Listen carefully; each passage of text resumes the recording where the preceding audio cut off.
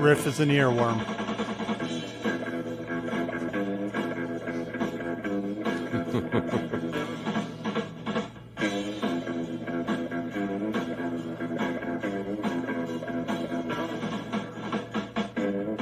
Magic tambourine.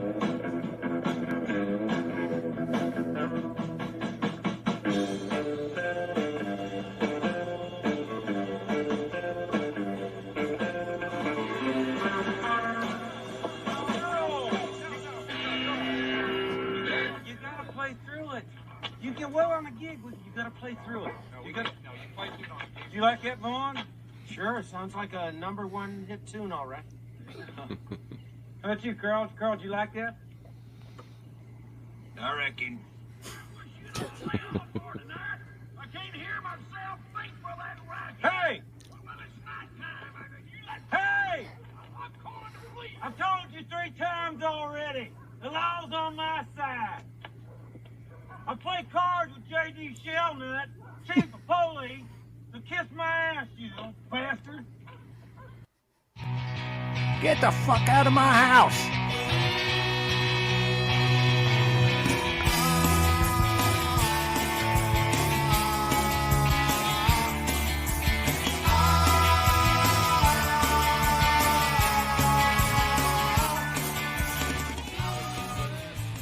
Welcome to episode 84. We're on the march to 100. 16 episodes ago, guys. It's a music relish show. Yes, it Tonight, is. we're going to be talking about the Journey soap opera, Dave Matthews Poopgate anniversary celebration. We're going to talk about David Gilmore's new single. Lou has a mystery song to play. Trivia. We're going to have a Warren Zevon little segment. Random relish. Other stuff. Much more stuff. We're also going to discuss the new SNL movie coming out. It's going to be a great show. So how you doing, guys? Good. Doing all right. How you that doing? That song I'm going to play is by session guitarist extraordinaire Mike Deasy. Ah, okay. And some little bio information on okay. Mike. All right. Cool. Well, I think starting off, as we seem to be doing a lot, is what's going on in Journey World, the latest in the soap opera.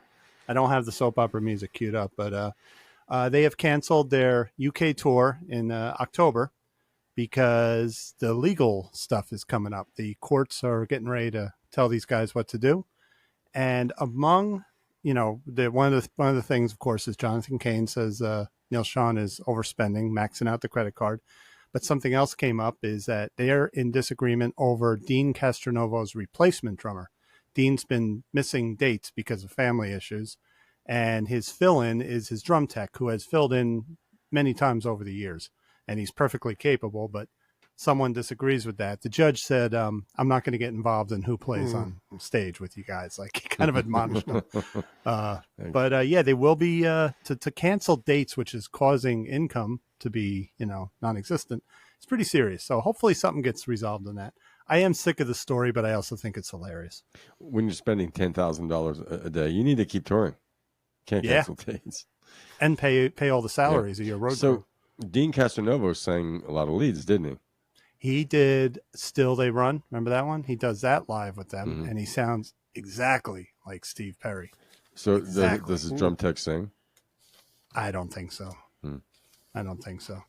Still They Ride. You know that song? Still They Ride. I think so. He does a few songs to give Arnell a break. So, and this guy also plays with Revolution Saints, which is a side band that Dean Castronovo does, where he sings only lead, and his drum tech is the drummer for the band. So, as he says, he's perfectly suitable, but either Sean or Jonathan Cain don't want him filling in. So anyway. Sounds kind of childish, doesn't it? Doesn't it? I know. Like I said, we're sick of it, but it is what it is. Yup. So anyway, any of you guys have a tidbit you want to talk about? Well, remember that Rosewood Telecaster that George Harrison played on the roof? He played it on a lot of songs, but he was playing it on the roof of Apple Building. Remember the last show? Yeah. George Harrison had a Rosewood Telecaster. Mm-hmm. He gave that guitar to Delaney Bramlett. Gave it to him. Really? I remember seeing footage of Delaney and Bonnie and Friends, and Clapton And George Harrison wanted to go on tour with him, and they just wanted to be the backline guitar players. But George gave that Rosewood Telecaster to Delaney Bramlett, who in 2003 sold it at auction for $437,000. That's it. And the person who bought it was on the phone for Olivia Harrison. So it's back in the Harrison Okay. guitar. Cost him $437,000 for a guitar that Fender gave to him for nothing. You know? Yep. Now, did it have a black pickguard? It had a black pickguard. Yeah, it's a Okay. Rosewood Telecaster. It was a rosewood yeah. body? Yes. Yeah. Okay. Yep. It's that dark brown thing. That, Yeah. This whole thing of the reselling, auctioning off musical instruments for absurd amounts of money, it's hitting the mainstream media. I just read in the New York Times, Newsweek had something about it, and Rolling Stone about the absurd prices being charged for musical instruments. Sure. Yeah. Oh, good. Yeah. Good. Well, you can thank who for that. Joe Bonamassa? Yeah. I saw it's like Ludwig has a new line of drums out, and I saw a picture of them, and I thought maybe it's a new like affordable line, like something. And no, it's not. But like a 5-piece kit, basically the shell pack is what they call it, like $5,500. Like wow, I bought my 5-piece Slingerlands in '79 for like $650 maybe, with hardware. Wow. And a snare. It came with a snare. It was a full drum kit. I just had to slap cymbals on it. I bought a standard Les Paul for $500. That was shelling out some dough, man. Yeah. My Rickenbacker, which I got from the factory in California, in Fullerton, cost $500. Wow. And $85 for the case. It was $585. What year was that? In the 1980s. Who do you order a Chickenbacher from? Amazon. How much do they cost? It's a Temu Bacher. They're a lot less than an American Rickenbacker. But they may have a contract, though, to, like Gretsch has a contract with an Indonesian company, Years ago, I had a good friend who played only Rickenbacker basses because he was a big Chris Squire fan. And I remember I played that bass, and it was the easiest feeling bass, the easiest bass I ever played. The neck was just beautiful on it. Wow. Beautiful. Yeah. Oh, by the way, I have a pair of headphones on. They're from the 1970s. The other end of it is a 1/4 inch. You don't have to put the adapter on it because back then they were all like 1/4 inch guitar jacks. Does it have the coiled string wire in it? It does. A surf cord. Yeah. It's got the surf cord. It absolutely does. And I'm sorry, but those old headphones sound better than anything like this nowadays. Well, these are realistic. They're called. Radio Shack. That's Radio Shack. They're old. Yeah, but they're old. But they're like. You don't find these anymore, No. I've had them forever. I just don't use them, That's cool. Well, I had to put a piece of tape over the top so that the little foam bits don't end up on my head, You got dandruff there. That's what happened to my old ones, like on the earpieces. I was getting this stuff in my ears. It was just crumbling up. Audio Technica. These have good dynamic range. I've got an Audio Technica microphone. Those are good. Yeah. That's I got Tascam. Sorry. I was just thinking, Journey, they want the money too much to break up. Yeah, they'll deal with each other for money. Yeah, but at least like Aerosmith, we're in 79, 80, they said, screw it, fuck it. Whether they cause some bad behavior on stage, but these guys they're going up there, they're not looking at each other, they're not communicating, they're going through the fucking motions, but just to keep the money coming in. And it's a package tour. But don't forget, that's right. No, who's on the package? Is it Def Leppard? It's Steve Miller, Journey, and Def Leppard. So they don't have to even do a full concert. Yeah. Wow. Yeah. And either way, you're guaranteed there's some fans of each of them in whatever venue it is, right? They sold out Citi Field in Queens where the Mets play. They sold out. That's not bad, They sold out Shea Stadium? Yeah. Wow. Named after the Cuban Revolution. Give it to me, Luke. Shea Stadium. Show up in the shirt. Yeah, we mentioned Steve Miller today before we were warming up at the Spiritual Center. I'm like Dickie Smothers, man. I just set you up. And I was doing drum riffs to see who could get them. And I did rock and roll. I forgot a couple other ones. And I did the beginning of Take the Money and Run. Yeah. You know, the whole drum beat, and nobody got it. I'm like, really? Really? Wow. I mean, it goes on for several bars. Wow. Yeah. Several bars. Bars Anyway. skags. So, remember this guy named Huey Lewis? Anybody remember Huey Lewis? Sure. Sure. No, you know, he's not performing anymore. Marin County, California. Yeah. Is that where he's Clover. from? Yeah. Oh. Well, you know, he hasn't performed in a while because he's got hearing loss. He's got a disease. So they're going to have a mockumentary very similar to Curb Your Enthusiasm about him, and he'll play himself with a hearing disability. And it's coming out next year. Could be good. He's a funny guy. What do you mean? Like it's going to have his struggles trying to be in Yeah. a band and stuff and not being able to No, hear? adjusting to life as a retired musician, from what I hear. So it's going to be okay. him walking around California, getting into trouble. I guess. Cool. you He could know? be the new Larry David, for all Yeah. we know, right? Yeah, yeah. Now, so what is his condition? Is it advanced tinnitus or tinnitus? It's called Meniere's disease. He was diagnosed Oh. in 2018. I don't Okay. know what that is. I've heard of it. Does he get like vertigo? He might like all kinds of.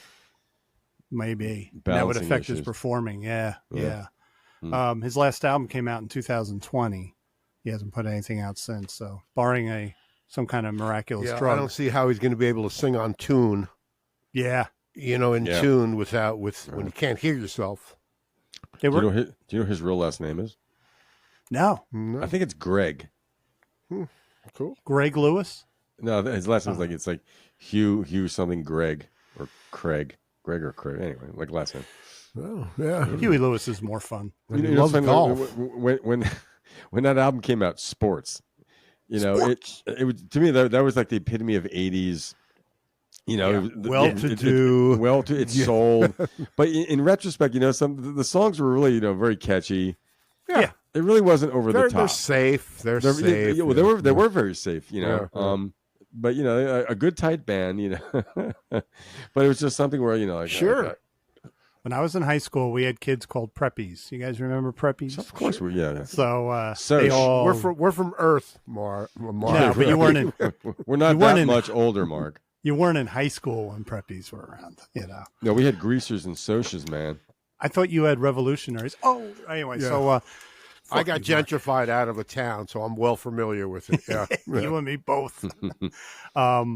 So all the preppies were Huey Lewis fans, and they would blast "Hip to Be Square," thinking they were cool. Meanwhile, we're blasting Van Halen and Led Zeppelin. Right.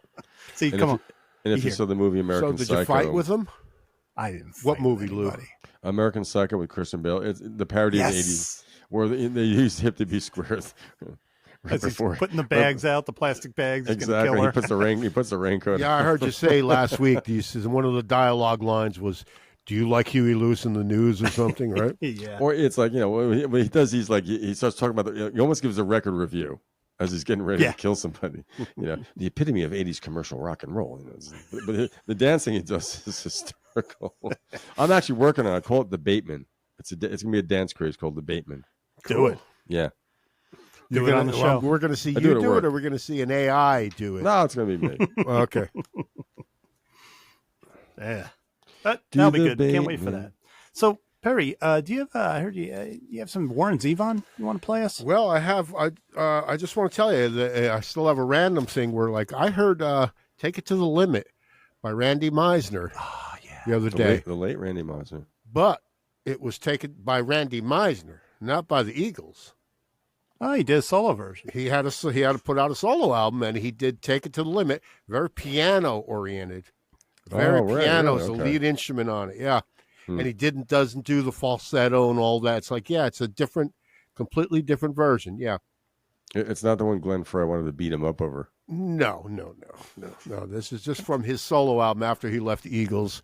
I mean, it's a song he wrote, credited to Fry Henley. To him, he and Fry and Henley, of course, but because they helped him finish it. You know what's funny about that time? He was a bass player in the Eagles, and Rick Danko was the bass player in the band. Around the same time, they put out their solo albums. I remember seeing both of them on SNL. Wow, The Rick Danko band, and I remember just thinking, like, it was kind of bumpkin-y. He was probably doing 3,000 Taste miles of Wine. apart, right? What's that? 3,000 miles apart. Yeah. Pretty much, right? In New York, and well, I with a band back in, they relocated to California. They all moved back, of course. Yeah. Even Garth is back. Really? Garth he lived in California forever. Garth said, he goes, he had fond memories of the Catskills, but he's not a cold weather guy. The older he got, he goes, I like Woodstock in the fall. For like 2 weeks in the fall and 2 weeks around Christmas time. Then he wants to go back to California. I said, I get that. I get that. They were a split band, because they would talk about Woodstock, but they were recording in L.A. And, well, they got lured out there because Robbie went out there. That's when they worked with Dylan on the Planet Waves record. Yeah. And the Malibu lifestyle. They were rock stars. They indulge in the rock star life. Why not? Yeah. So do we. I do think we have something from Warren Zevon back in his drinking days. I have never seen. I've not seen too much live footage. It was his drinking days. Really? Yeah. Oh boy. And observed in my travels, you got your Werewolves in London, your Werewolves in Pasadena, got your Peter Wolf from Boston where we played last night. Oh yeah, look at him. But there's only one Werewolves of New Jersey.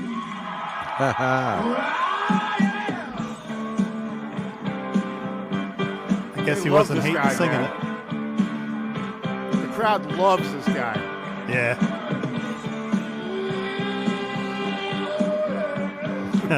Oh yeah, he's like- howling, man. He's hammered. He's a perfect club artist. I have no idea where this is. Somewhere in New Jersey. People wonder are if it's the Cap. standing pretty much.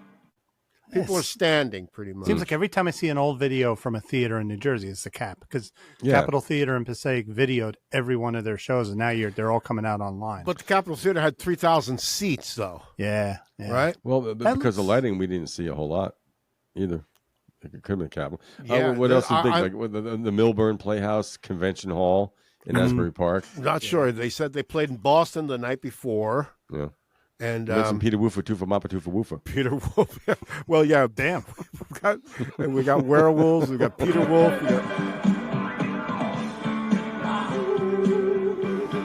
Oh, yeah, man. This is his biggest hit ever, I believe, too. Yeah. Look at that crowd. They hate it.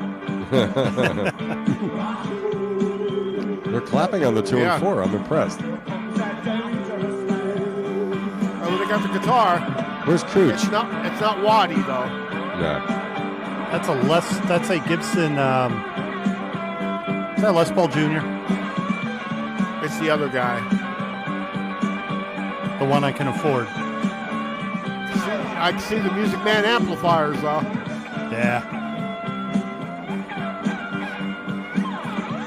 This guy was wild, man, Warren Zevon. He was wild. That's a good quality video, too. Yeah. I would say it's in the 80s, maybe, early 80s, maybe around the REM time or something. Late 70s. He looked pretty young. Yeah. I thought he started hating playing that song in the 80s, right? There was a point where he just didn't want to play it No, in anymore. the 90s he What didn't year did that play come out? anymore. Yeah. Wait, was that 77? It came out in maybe 79, 77, 79, late 70s. Yeah. Yeah, but that guy on the Les Paul Jr. was playing the Waddy Wachtel parts. Right. That was all Oh, Waddy. that's right. on the Waddy record. was on that. Yeah. Yeah. And Jackson Brown, I think, produced the record or with him or something, Hmm. you know. But yeah, what a wild dude, man. There you go. Pressing Oh yeah, the flesh. yeah. Look, they all want to do it. Yeah.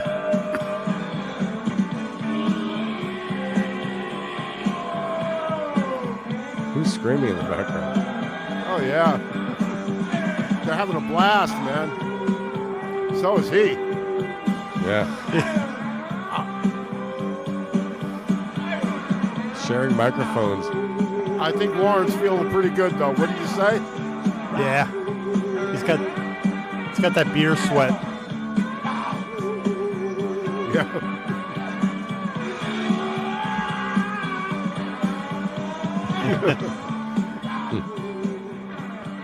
Yeah. Just singing over and over. Wow. Wow. The song came out in 78. 78. Okay. Yeah, it was recorded in 77, though. So it's at least 1980, probably. But Yeah.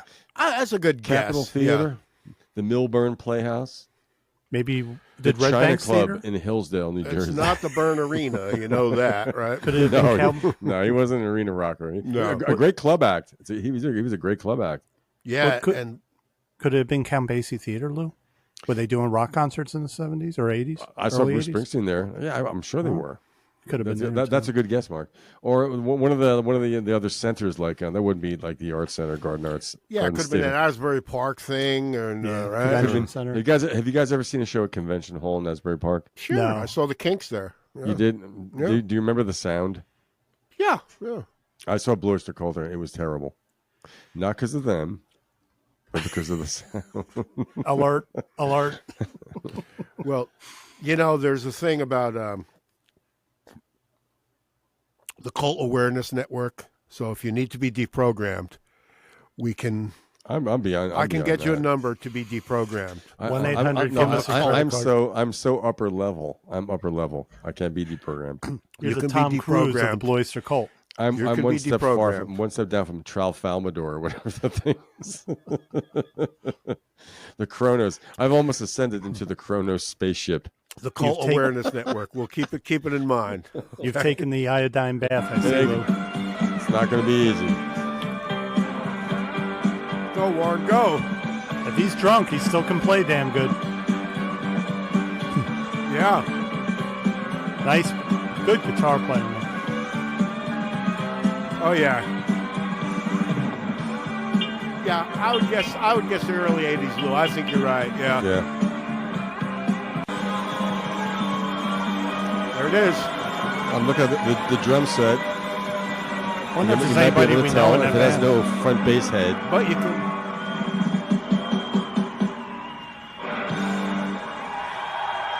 Safe to say he brought the house down wherever it was. Oh yeah. Right? Yeah. Did you guys recognize anyone in the band? I didn't. No, that's the, a touring band. That's the a drummer touring at band. first. I thought, I'm not sure. But I didn't recognize anybody else in the guitar players. No, 'cause like I said, Waddy Wachtel was the guitar player on the record. Mm-hmm. But this happens all the time. I mean, Yeah. John Hyatt goes out with different bands No, sure. all it does, the yeah. time, right? Yeah. And it's funny, Waddy Wachtel produced that Church record, Starfish, Yeah. and that's such a weird choice. Yeah, but interesting. Oh, the Church. right? Yeah, The they Church. were an Australian band, right? Australia, that was their breakthrough album. Yeah. Him and Greg Ledanier produced it, but like, Yeah. I remember a big hit from that, Under the Milky Way Tonight. oh Is yeah, that them? that big hit used in Yeah. TV commercials now. I think Fidelity Really? Investments probably uses it. Well, hopefully Waddy gets a little check every now and again from that, right? I'm sure he does that as a producer. And Yep. If he anyway, took, I found out- if he I took found out points that on record. it. What's that? If he took points on it. Yeah. He probably got some parents on it. Pretty much now producers get their name as part of royalties. Mm-hmm. Oh, yeah. Yeah. So like just dropped Asheville Skyline, I got some points. Actually. I engineered it. We'll take that offline. Well, when I get the copyrights coming through, I will give you I'll mail you a manila envelope. There you go. What's in I the just want to envelope? be like a Jeff Emmerich. Anyway, on to other things. Anyhow, We don't want to talk about anywho, Manila anyway. envelopes right now. David Gilmore has a new single out. Oh, they he's released dead. the He third dead. song. He died, huh? Stop. We thought he was going to retire. Everybody did, but he's coming out with a new album, and he's going to tour. Why did you think he was going to retire? Because he sold all those guitars? No, at the He's end old. of his last tour, they did a documentary on it, and he said, "I'm pretty much done. I want to live my life, spend time with the grandkids."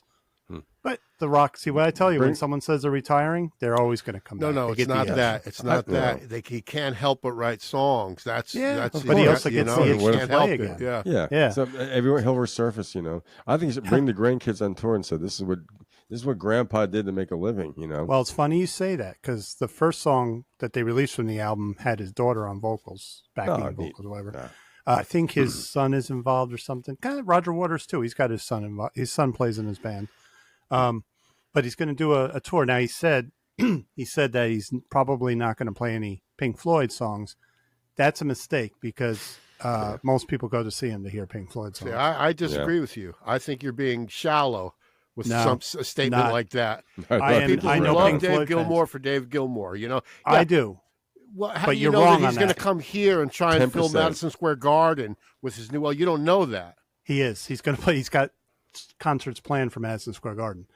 Now, if he goes into Madison Square Garden and he He'll sells play out, Pink Floyd. I don't care if he doesn't, but trust me, when Pink Floyd fans see either Roger Waters or David Gilmour, even Nick Mason, they want to hear Pink Floyd. Nick Mason tours, he plays Pink Floyd. It's kind of weird because you don't hear David Gilmour or Roger Nick Waters. Mason has to play Pink Floyd. Oh, he wasn't going to play. Mason had a solo album too. Yeah, is he going to play? Yeah, who's going to go to see Nick Mason play "I'm a Mineralist"? He's gonna put reverb on his drums. I'm a mineralist. Yeah. Well, actually, you know what he's doing now? He's got this Saucer Full of Secrets band, and he just plays Syd Barrett era Pink Floyd. Sure. So he's just jamming on that. That's very cool. That's very cool. Yeah. He's an underrated drummer. Yeah. I don't think so. I don't think so. I think people kind of shuffle him in that Ringo category, where he's I hear where he's very respected, but a lot of people don't get him. I've seen. Wait, I'm going to say this. It's out there. People are talking. I've been among musicians who say Dave Mason sucks. And I'm like, what are you talking about? Dave Mason. Bad away. Nick Mason. Haven't Not seen Dave you Mason. in a Nick while. Mason.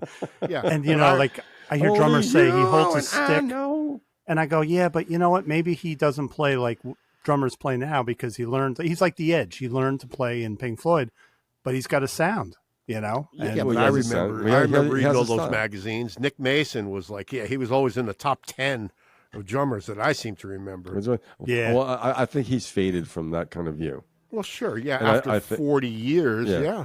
And it didn't help that when Pink Floyd reformed without Roger Waters, he had a second drummer. A lot of people were picking on him for that. I don't blame him because that guy did a lot of the percussion fills and stuff, and it was fine if they wanted to play like the album. But I remember a lot of musicians always said, he sucks. He doesn't suck. He just doesn't do big drum solos. Who cares? No. He's a good drummer. Because of the tempo of their music, you know, they're a mid-tempo to slow band. You know, that's like us. You know, but he has a feel. He has a swing. So, like us and them. Yeah. So the Pretty new good song feeling. that they released is called Dark and Velvet Nights. And in the video, it shows him in the studio.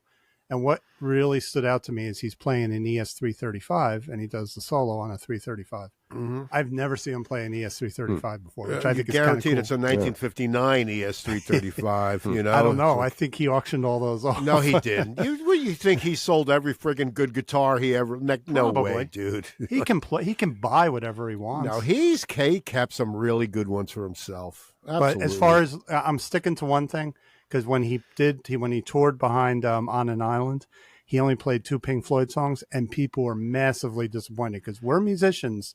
So a David Gilmour musician fan that really likes him, but there's a lot of fair weather Pink Floyd fans out there that go see David Gilmour because they want to hear Run Like Hell. It's like you thinking Mark Knopfler had to borrow a guitar to make his new record because he sold all of them. They're like, that's ridiculous. I think he did sell everything and he rebought his he guitars. did not. He's got the money. He's got Mark, the money. God, cut it out. Stop. So tell me, when did you talk to David Gilmour? Well, how can you assume that David Gilmour sold everything and How he has can you no assume guitars he didn't? left? How can you assume he didn't? Because he's not an idiot. I mean, he's an artist. I'm the idiot. Yeah. I would sell them all and go, shit, what am I going to play? You would keep a few for yourself. I think So- I think he's buying guitars again. You know, but Because you want to he's hear no a quick longer- snippet of it though? He doesn't have to play. He doesn't have to play Strats anymore because he's not under any obligation. Like He's got you know, he got Strats. Well, of course he does. But like I'm saying, you know, when Bill Berry endorsed by Pearl, every time REM's on stage, that's a Pearl drum kit. You know, he doesn't. Really? He's probably not bound by that many constraints. So what does this new Roger Dave Gilmour record sound like? Here's a snippet. Along the wrong path, winding up in the past, and this dark and velvet night. Howard Jones is like something weird. Yeah, it's dark. Cool. He's It's evolving, man. He's getting away from that slow drawl of Well, right. his last album was very, I don't want to say pop, but it was a whole different kind of music. Yeah, there's an artist inside of him that wants to expand. And he's not singing Roger Waters' lyrics anymore. No, it's his either, lyrics. It's You all know? his or his lyrics. life. Can you play another little bit of it? Sure. Let me We can move babble over. over it for educational purposes. Well, I will. Here we go. It's what everybody wants to hear. What Here you we go. like?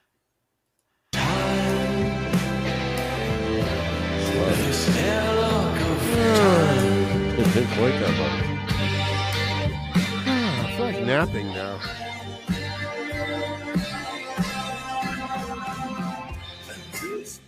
That was the bridge, obviously, but the bridge goes into strings. So kinda where did he like Pink record Floyd. this? At his Oh, home you know, studio? it's in England. Nah, it looks like the video's from a studio. It looks like a professional. Could be his home studio. Well, the video is a video. Mark, yeah, come but on, he's not right? going to You know. play in a studio that he didn't record in. It's going to be in the studio he recorded in. He's not going to go and say, "I'm Well, I going to know go he into has his battery." own studio. Yeah, there's no more battery studio, so that's gone. But it's definitely they just were recording the album. And he said, "Let me lip sync the song," and we got a video. You know, it's the way they do it. Yeah, it's pretty much the way videos have been done since 1981. You know, just lip No, syncing what I'm along saying, with the music. Perry, if you will shut up for a minute, he was in the studio. You're right. It doesn't matter where you are. You're lip So syncing where did you to a talk to video. David Gilmore about his guitars? I'd like to know. Yeah, okay. All Yeah, right. Well, he had to borrow one to make this record. So Yeah, he did. He borrowed it from Paul Weller. Yep. He borrowed my Indonesian Gretsch. So here's his big tour. He's playing in Rome for 3 dates.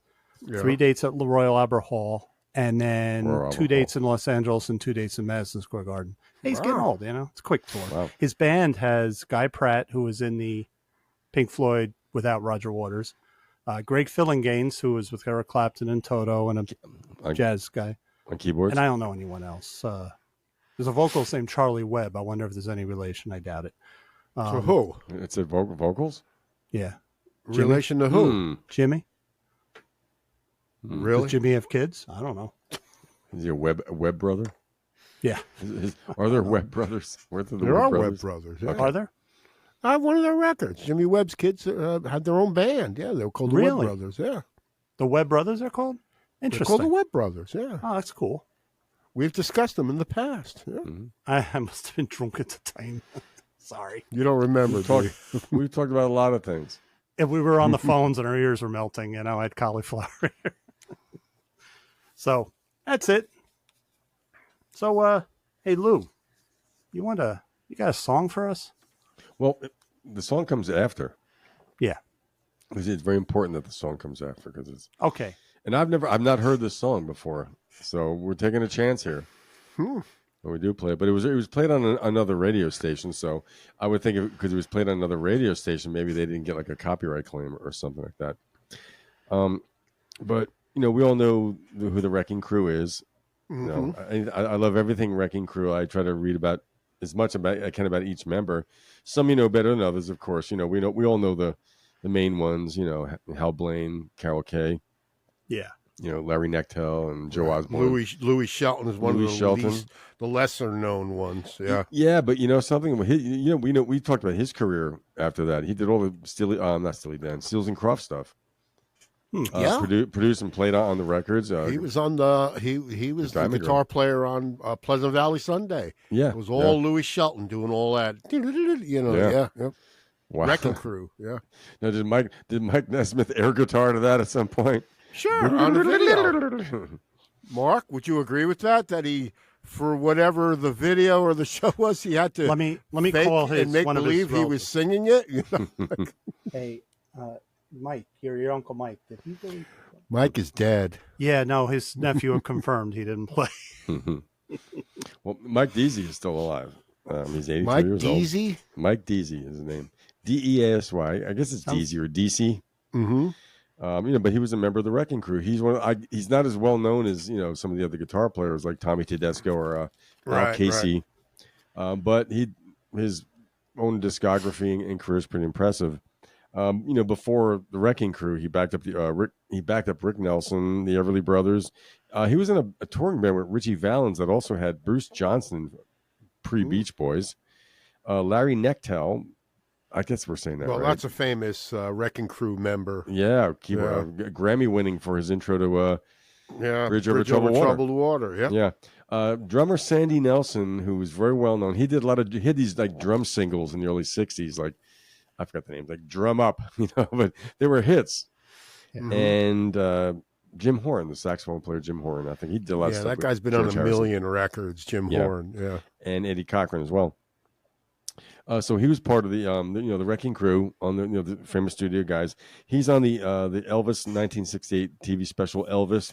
The other guitar players were Tommy Tedesco and Al Casey. So all the Wrecking Crew guys were on that. That's a great Elvis's comeback. In 1969, producer Terry Melcher introduced him to Charles Manson. Cool. And so Mike Deasy, because he spent 3 days with Charles Manson, and he left in a state of drug-induced paranoia. Oh boy. Yeah, I bet. He stayed at, it was probably Dennis Wilson's house that he stayed at. I remember seeing his name pop up in some of the articles and books about the Manson family and all the other people. Terry Melcher. He was being targeted by them too. So some of the artists that Mike Deasy has played with throughout his career are the Monkees, the Association, Cherish, Scott McKenzie. I think he played on. I was going to San Francisco. Johnny Rivers, The Fifth Dimension, Rick Nelson, Randy Newman, Spanky and Our Gang, Tommy Rowe, Fats Domino, The Byrds, Michael Jackson, Helen Reddy, Frank Zappa, Sinatra, Ella Fitzgerald, Chet Baker, and Mel Torme. That's an eclectic list. Michael Jackson. Yeah. And, so a lot of that stuff's tied in with the Wrecking Crew also. He did a lot of soundtracks. Most importantly, he did the soundtrack to the Banana Splits Adventure Hour. You're kidding me. That was him. Tra-la-la. That's all I need to know. He did soundtracks work on The Graduate. Guess Who's Coming to Dinner? There was Spencer Tracy, I think, right? Yeah, and Kate Hepburn. Kate Hepburn. That's about The Daughter Brings the Black Eye Home. And, of course, Sidney Poitier. Yeah. Sidney Poitier, of course. Yeah. Okay, the movie Duel, he was on that. The soundtrack to Bullet, Dirty Harry. I got to know. The Watermelon Man. That was a very interesting movie with Godfrey Chambers. Mark, are you aware of The Watermelon Man? I know the Herbie Hancock song. I don't know. It was a movie about this. Actually, it was Godfrey Chambers played this guy in white makeup. He was this total white bigot, walking down the street saying all kinds of shit. One day he wakes up and he's black. Oh, wow. So it was based upon Kafka's Metamorphosis, only he wasn't a cockroach. So that movie Duel that you were talking about, Steve Spielberg directed that movie. That's right. That's the one with was Dennis Weaver, one of his first movies that he ever directed was Duel with Dennis Weaver. Dennis Weaver. Yeah. Right. Cool. Thanks for the plug there. That was cool, man. And also Mike Deasy did a lot of TV commercials. Some songs and albums that he played on. He's on This Diamond Ring by Gary Lewis and the Playboys. I have a newfound respect for Gary Lewis and the Playboys. Really? It's weird 60s pop, but the songs are very musical. They're very well produced. That's Terry Melcher also. Terry Melcher, the son of Doris Day. He's on My Love by Petula Clark.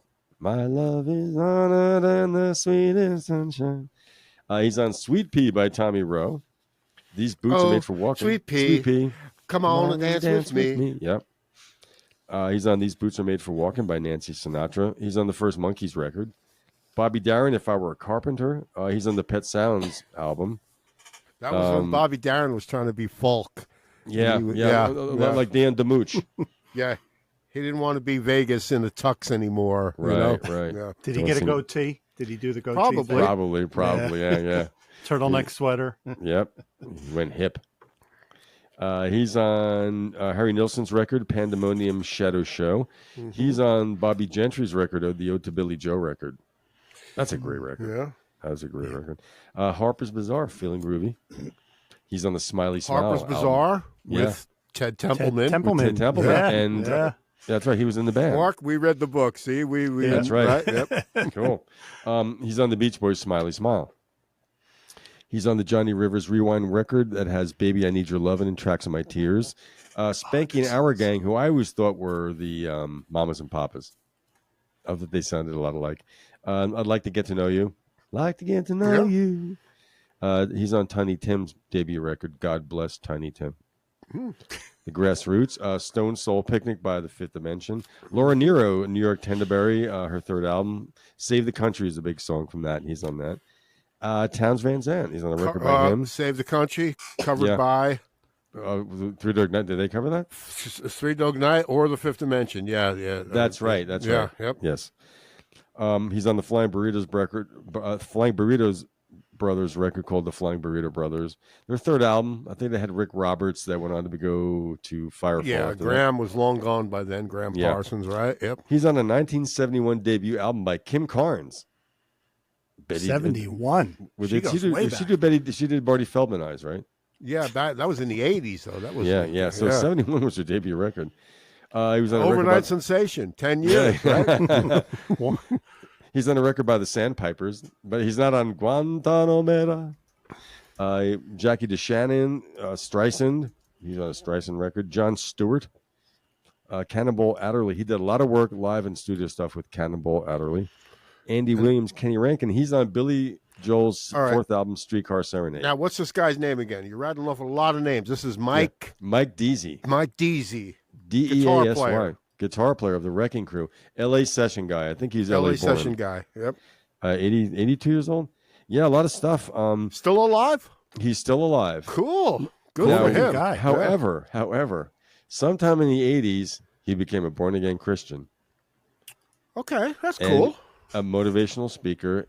And in 1988, he put out a record called God Hates Queer. Oh, no. I'm staying out of that, bro. Not after you listen to this. I hate you homos. Oh, no. I thought that was it. I did no. So this is on I went to radio station WFMU because I couldn't find this on YouTube. Mm-hmm. WFMU. Now we know that station well. Sure. Jersey Boys, right? 91.1. 91.1, where Perry and I made our radio debut in 2003 with the song "Teenage Wasteland," written by Perry and myself. I think. No, I had nothing to do with writing that song. You wrote the first line. I played bass on it. You played bass, but you wrote the first line. Now and then again. If you say so. I'm That's giving entitled you to at the least 10 Nashville. thou. I'm That's giving you the 10 thou. Nashville rule. Okay. Anyway, so the WFMU show is called The World's Worst Records Radio Show with Daryl W. Bullock. So this was broadcast on August 21st, 2019. And so good luck. Let's see. Yeah, because his discography ends in 1983. for certain reasons. Amazing what that'll do to you. Right. Now, to lighten the mood after that dirge, here's well-known session guitarist turned evangelistic preacher Mike Deasy and his fun country knees up, God Hates Queer. Oh, no. God hates queer, so do I. Oh, my God. Say that's the way you're born is an alibi. All right, he went off the deep end. Oh, my. Oh, boy. Straight to hell, there you fry. Oh, boy. Because God hates queer, so do I. Wow. What? Holy Wow. shit. I'm speechless. I am too. I was, and I'm not, this is not done to be controversial, and this is certainly not reflective views of any one of us on this show. No, right? this is what happened the to Music Relish show does not condone. No, we do not. No, this is a legendary musician who did so much, and this is what happened to him. Yeah, and it's funny because a couple weeks ago, I have on my phone, on my notes, I have ideas for songs, for the show and things like that, and I wrote because I read about him, and I didn't go this far until today. And then I saw Mike Deasy. So today I was at a loss for what to do with the show today. That's why I said, can we go on at 7? And then I saw that. And I'm like, oh, good Lord. And, it's not on YouTube, which is kind of cool. But wow. Yeah, I just know results. I just did a look. Yeah. Yeah. Yeah. Too bad. Too bad that, someone, you never become know. an ideologue and then it affects your whole, Well, look when he went, we shy from politics and religion, things like that. But if that's a pretty bad example of what he went to. The worst example. Who's to say he doesn't have a couple of psychological issues or Well, sure. You know what I mean? the thing, it's what draws people to certain things. That's the kind of thing. Whatever made him. That sounds irrational to me. Yeah. Well, plus, it's so right off the top. It's so fucking hateful. I So can we write a song called God Hates Mike Deasy? There you go. There you go. I mean, he Sure. became a motivational speaker, but I didn't go much beyond that what he's doing. And so Yeah, but yeah, that's It doesn't that's kind matter of at messed that up. point. No, but I think it's pretty interesting that I never heard of that show on WFMU, in New Jersey. What are the call numbers? We have to give them a plug. 91.1. 91.1. Yeah. that was on episode 39. And they had a lot. The other songs they had on that was Sari Culp, Bring Back Metal, Dr. C.W. Burpo, I Won't Have to Cross Jordan Alone. I like that one. What are you looking at, Mark? Jack Klugman and Tony Randall, You're So Vain. They have a listing of that episode of Who are they? World's Worst Record Show with Daryl Bullock. Oh, That was okay. the playlist on their website. So yeah, that was quite a show.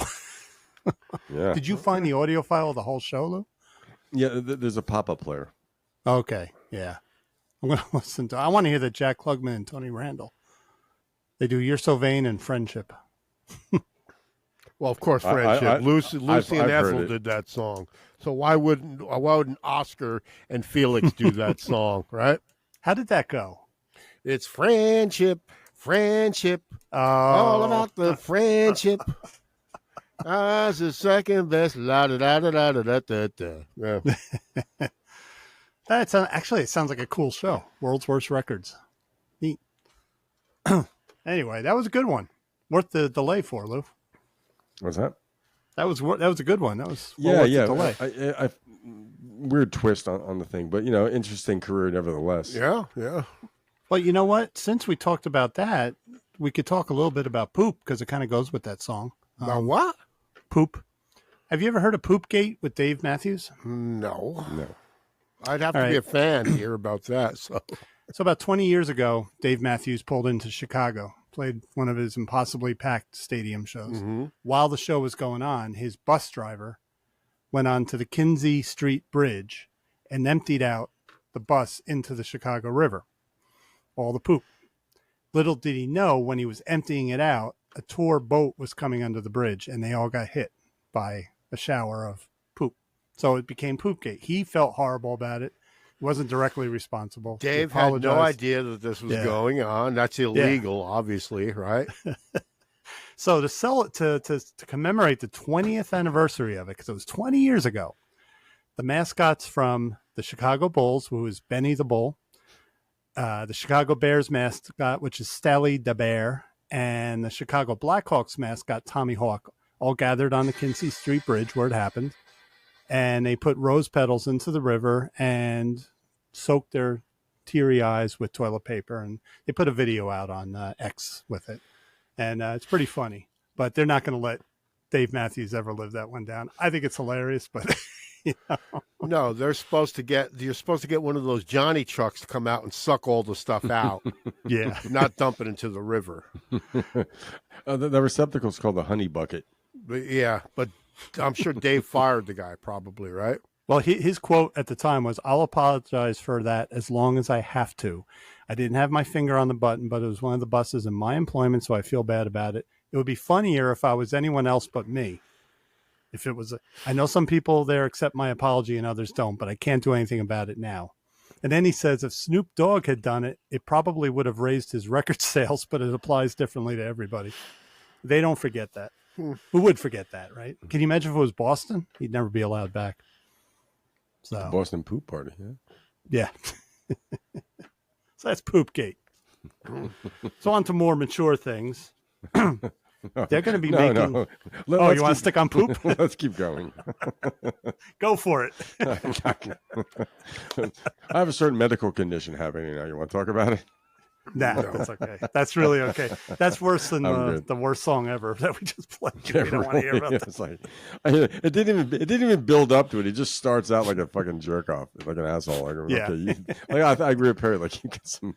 There were some things bubbling beneath the surface for many a year before you put that song out. Oh, yeah. You get it's a cult, really, right? You know, they're going to come out with a movie about SNL. I'm really excited to see this. It's mostly focused. It's the early years, and a lot of it, I think, is just like on the debut episode and how it came to be. Right. And I saw pictures of the people that are playing the characters. And what I do like is that there's a lot of no names, people that have not done much. So you don't have Mike Myers like in Studio 54, you know. I like when you have younger actors that you haven't seen. So it's a little more credible in my opinion. Well, you said it's the early days, right? Yeah. Mid-70s. Yep. But one of the interesting things is there's an actor that is actually playing 2 roles in it. His name is Nicholas Braun. Now, he was in The Succession, which I've never seen, but a lot of people watch that. He's playing Jim Henson and Andy Kaufman. And I've seen him in character for both parts. He looks great. He looks like both of them. So Jim Henson was in the opening episode. What were the puppets? Any puppets. He did the puppets in like the first season. There was evidently skits with puppets. I don't remember that, but he was involved with the show. Okay. Then there are some big names involved with it. They have a guy named John Baptiste, who I know of. He's playing Billy Preston.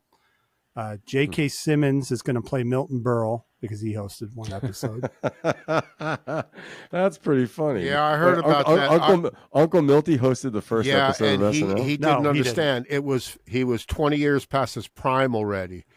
This was so. In other words, he was a star in the 50s. Milton Berle, and comedy was different then, and he tried to bring that 50s comedy to the 70s, and it's like it just didn't work. Nobody got it, Yeah. But that was the first episode? No, George Carlin. No, not the first episode. George Carlin hosted the first episode, and it's funny, right, Perry? That first episode is like a Carlin skit. He pretty much does the whole show. Yeah. Yep. Now he hosted in 1979, but I think they're going to play a little Hollywood, like what they did with the Queen movie, where Live Aid was their last concert ever and all that. William Dafoe is going to be in it. He's going to play some mogul, someone who's involved with the starting of the show, David Tebbutt. It's good names in it. I have high hopes for this. I'm fascinated with anything Saturday Night Live. What is this? This is going to be a theatrical release? This is going to be a Netflix movie? What is it? Theatrical. Now, the guy that's playing Garrett Morris looks exactly like him, and his name is Lamorne Morris, but there's no relation. Well, that's what casting directors do. Yeah. I saw the guy playing Chevy. It's a good cast. Yeah. But you ever see where they miscast? Sometimes it's like a disaster, but yeah. I read one book on SNL. I got it out of the library and I was captivated. There's so many weird tales. All into the 90s and now. A lot of Blocaine going by back in those days too, right? Yeah. Do you remember there was an opening scene where it's Jane Curtin and John Belushi. They're near lockers and she makes mention of his problems. And he punches. She walks away. He punches the door of the locker. It's a half locker. As she's walking away, there was like real life. Like he went to it. He did it too. Yeah.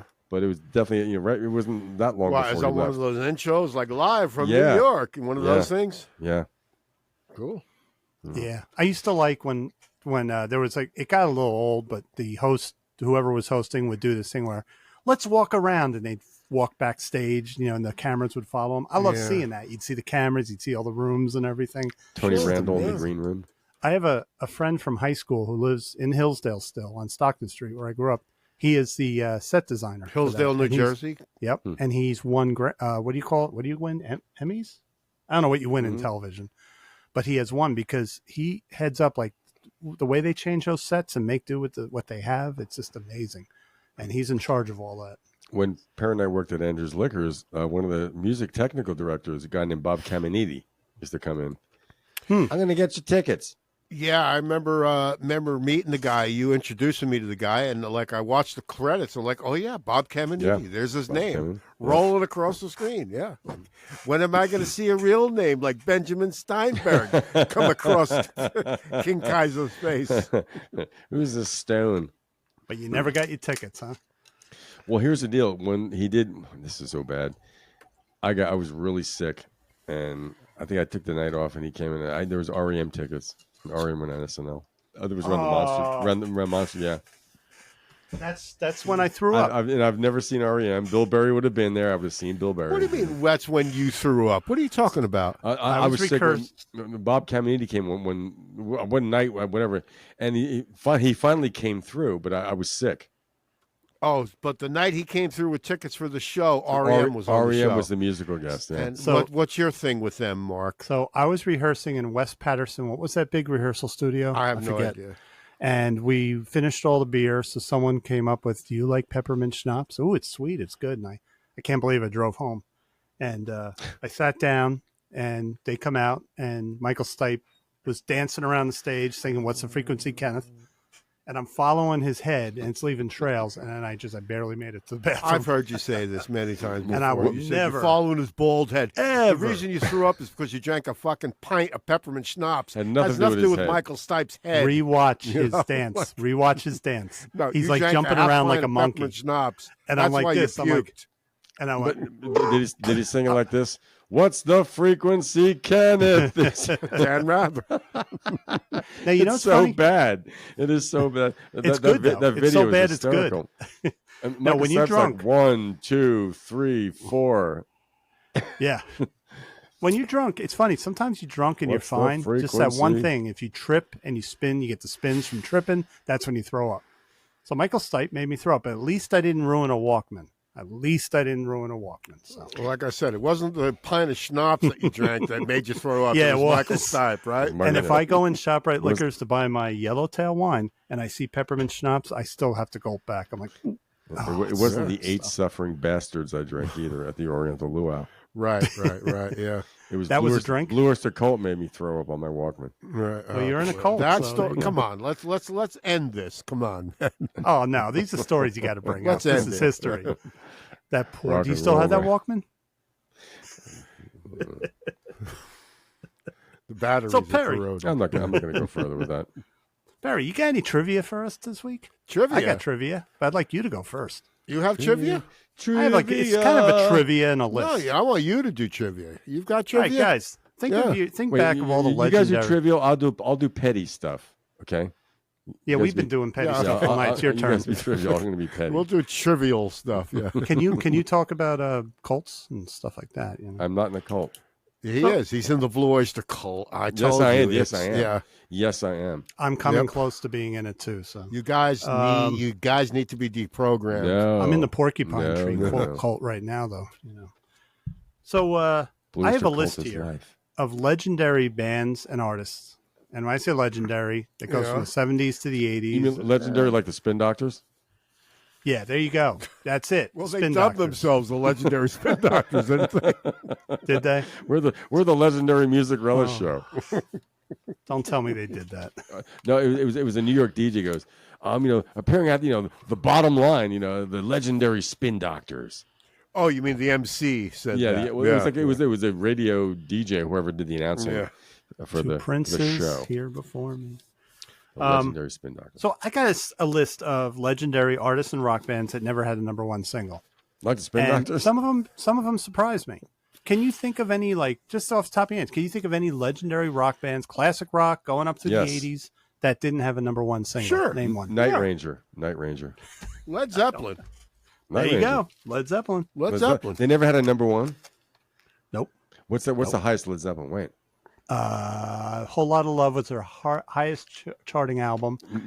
More so than a whole, like All My Love from Into the Outdoor. That didn't get high. Don't forget, Whole Lot of Love, kind of like with MTV. That was a It was single? all over WNEW and WPLJ, but it didn't necessarily hit the Billboard pop. Like it didn't hit that. It was an album. It was an album cut played on the radio. When I was a kid, there were the bowling alley, Parkway Lane's bowling alley had the Immigrant Song on the jukebox. That was a 45. And the Waterfalls Inn, a hot dog joint, also had that Immigrant Song on their jukebox. Really? So that was a single, the Immigrant Song, right? But I'm sure it never got No. close to number Right. one. Sure. Yeah. Yeah. No, it didn't get that high. So you got one. Lou, take a stab. Think of an artist. Well, I just said Night Ranger. The highest they got was #2 with Sister Christian. Okay. Well, they're now on the list I have, so I'll add them to the list. Night Ranger. All right. Don't tell me you love me, Mark. No, not with that condition you got. I'm going to lay one on you. Homos. So here's one that surprised me. Flying Journey bug in never here. had a #1 hit. Journey never had a number one Get the fuck hit. out, really? Let me Yeah, ask you this: did Steve Perry have a number one hit solo with "Oh Sherry"? Good question. Mm. You Because know? boy, that's a jab in your gut, right? Really? Yeah, I know. Neil, I'm sure, is not happy about that. Yeah, yeah. So, man, I'm just trying to find my Did list. they ever have Bear a with number me. one? Did they have a number one album? Well, you're talking singles, Mark, right? Yeah. Yeah, yeah. You can have a number one album, but not have a number one single. Kinda weird. Yeah. Separate Ways. See, it just brings up another good point, Lou. When we were watching, MTV would play the shit out of an artist, Yeah. and you would assume they were number one. Yes. You would There was a assume. disconnect Right. between MTV Yes, and the Billboard. radio. Heavy Because what rotation on MTV meant nothing as far as radio. Right. Yeah, right. yeah. Because I remember seeing Separate Ways as a video, which is my favorite Journey song. Really? Yeah, I think it's a great rock and roll song. It's a heavy What song. are your feelings on the video? The video's okay. I mean, I'm not. I was remember they were never. all pushing each other out of the way or something. Yeah, there's this right? weird thing Yeah. that they're backing up Air against guitar. the wall and stuff like that. But I just think for Journey, I am not a fan. I think that's the most rocking song. I think the drumming is great on it. The guy was a fucking great drummer, man. And Steve Perry fired him and Ross Valerie because he wanted to take control of the band. Ooh, cool. Yeah. Their highest charting hit was Open Arms, a hit number 2. So like Night Ranger, they never hit number one. What about "Oh Sherry"? Hold on by Stephen Perry. That's a good Should question. have been gone. Yeah. And with Led Zeppelin, they hit number 4 with Whole Lot of Love. That was their highest charting hit. You know who's drumming on "Oh Sherry"? Who? The late great Larry London. He played on Raised on Radio Journey, right? Yeah, he was a big dude, big man. Yeah, he's in the video. He's got Yeah. a trucker cap on. Right, but Like, didn't fit which I liked. You know? He used to play. He was a fast guy. He used to play with a ice behind his neck to keep his brain cool because of his size. You know, he also played with Adrian Belew. I think he's on the Twang Bar King album. Wow. Guy could play, man. I will guess that Aerosmith never had a number one hit. Loving an escalator. You know what? They're not on my list, but I'll tell you what. I thought Dream On hit number 1, if I'm not mistaken, when it was re-released. Because it bombed the first when time. it was re-released? So the album came out in 73. Right. They got popular, and the record label re-released the single in like the mid to late 70s, and I think it went to number 1 Okay, at that point. well. Yeah. Here's one that So surprised who's on me. your list? Yeah. Electric Light Orchestra. Wow. I thought they would add. Their highest charting hit was Don't Bring Me Down, number 4. In the U.S. That's a good question. Where are they? You know, we're talking U.S. charts, or we're talking U.K. I would charts, or assume- worldwide. It's most There's likely a US. difference, yeah. But you know, "Don't Bring Me Down" is their only hit without an orchestra. good point. I That's loved hearing that friggin' song on the radio, man, with It's the great. piano, too, especially, and the electric guitar. Yeah. I even like that Rama Lama Lama song. Rock and roll. You're looking good, and then they stop, and it's just, you're looking good just like a snake in the grass. Yep. And then what did they say? Yeah. One of these days you're gonna, they didn't want to say ass or something, right? What You're did going they to say get there? it. You're going to get it. One of these Something. You're days going to get it gonna- last or something like that. They kind of blanked it out, right? They rearranged something so he didn't have to And say I like that ass. drum break where it goes. Don't Don't bring me down. Do you know what they're saying there? It's not Bruce. Do you know what they're saying? No, spruce. It's Gruce. And what does that mean? Do you know? It's like Danish or something. It's probably just nothing. Okay, cool. Maybe something they had for lunch. All right. I had Here we the go. roasted Here's another one. Gruce. There's another one here. Even though he wrote a number 1 single recorded by somebody else, Bruce Springsteen never had a number 1 hit. Yeah, we Dancing- knew that. Yeah, we talked Dancing in the about Dark, that. Yeah, number yep. 2. Wait. You guys were digitizing. Hungry Heart. Hungry. Well, that's your end, bro. Hungry Heart. Hungry Heart. I'm good, man. Yeah. Hungry. That was his first top 10. No, Blinded by the Light was the only number 1 hit he wrote, but it was by Manfred Mann. Manfred Mann that had the number 1. right, No, yeah. No. Yeah, yeah. Manfred Mann had a number 1 with that. They Yeah. brought that to number 1. Oh. Yeah. Yeah, that was a big FM rock hit, man. Yeah. It's Yep. 1970s. I fucking hated that. I hate that version. Yeah. I hated it when I was a sophomore in high school. It's garbage. Yeah. That was the number 1. Yep. What about Because of the Night? All right. I would guess that the Who never had a number 1 hit. You are right. You are correct, sir. I was. and I was. Their biggest hit was Squeezebox, wasn't it? No, the tell you what classic in a Who. second. The Moon Who. I have to scroll through the. No single did better than 1967's "I Can See for Miles." That was which a big, finished I at number love 9. that song. I Yeah. love Yeah, that song. that's one of my favorite songs from them. Yeah. That'd be a great opposite band B-side with 8 Miles High. We discussed that in the past, where they're very similar songs. Yeah, 8 Miles yeah. High, Yep. and yep. Which I heard 8 Miles High yesterday. Yeah. Such a great song, man. Here's one that kind of surprised experimental psychedelic folk rock, man. What's going on? me. Yeah. Tom Petty never had number 1. I thought he did. Oh, cool. but no, yeah, Tom Petty. Nothing of Dang the Torpedoes, number 1. Nope. Stop Dragging My Heart Around was the highest charting thing he did, which rose to number 3. Wow. Yeah. Van Morrison never had number 1.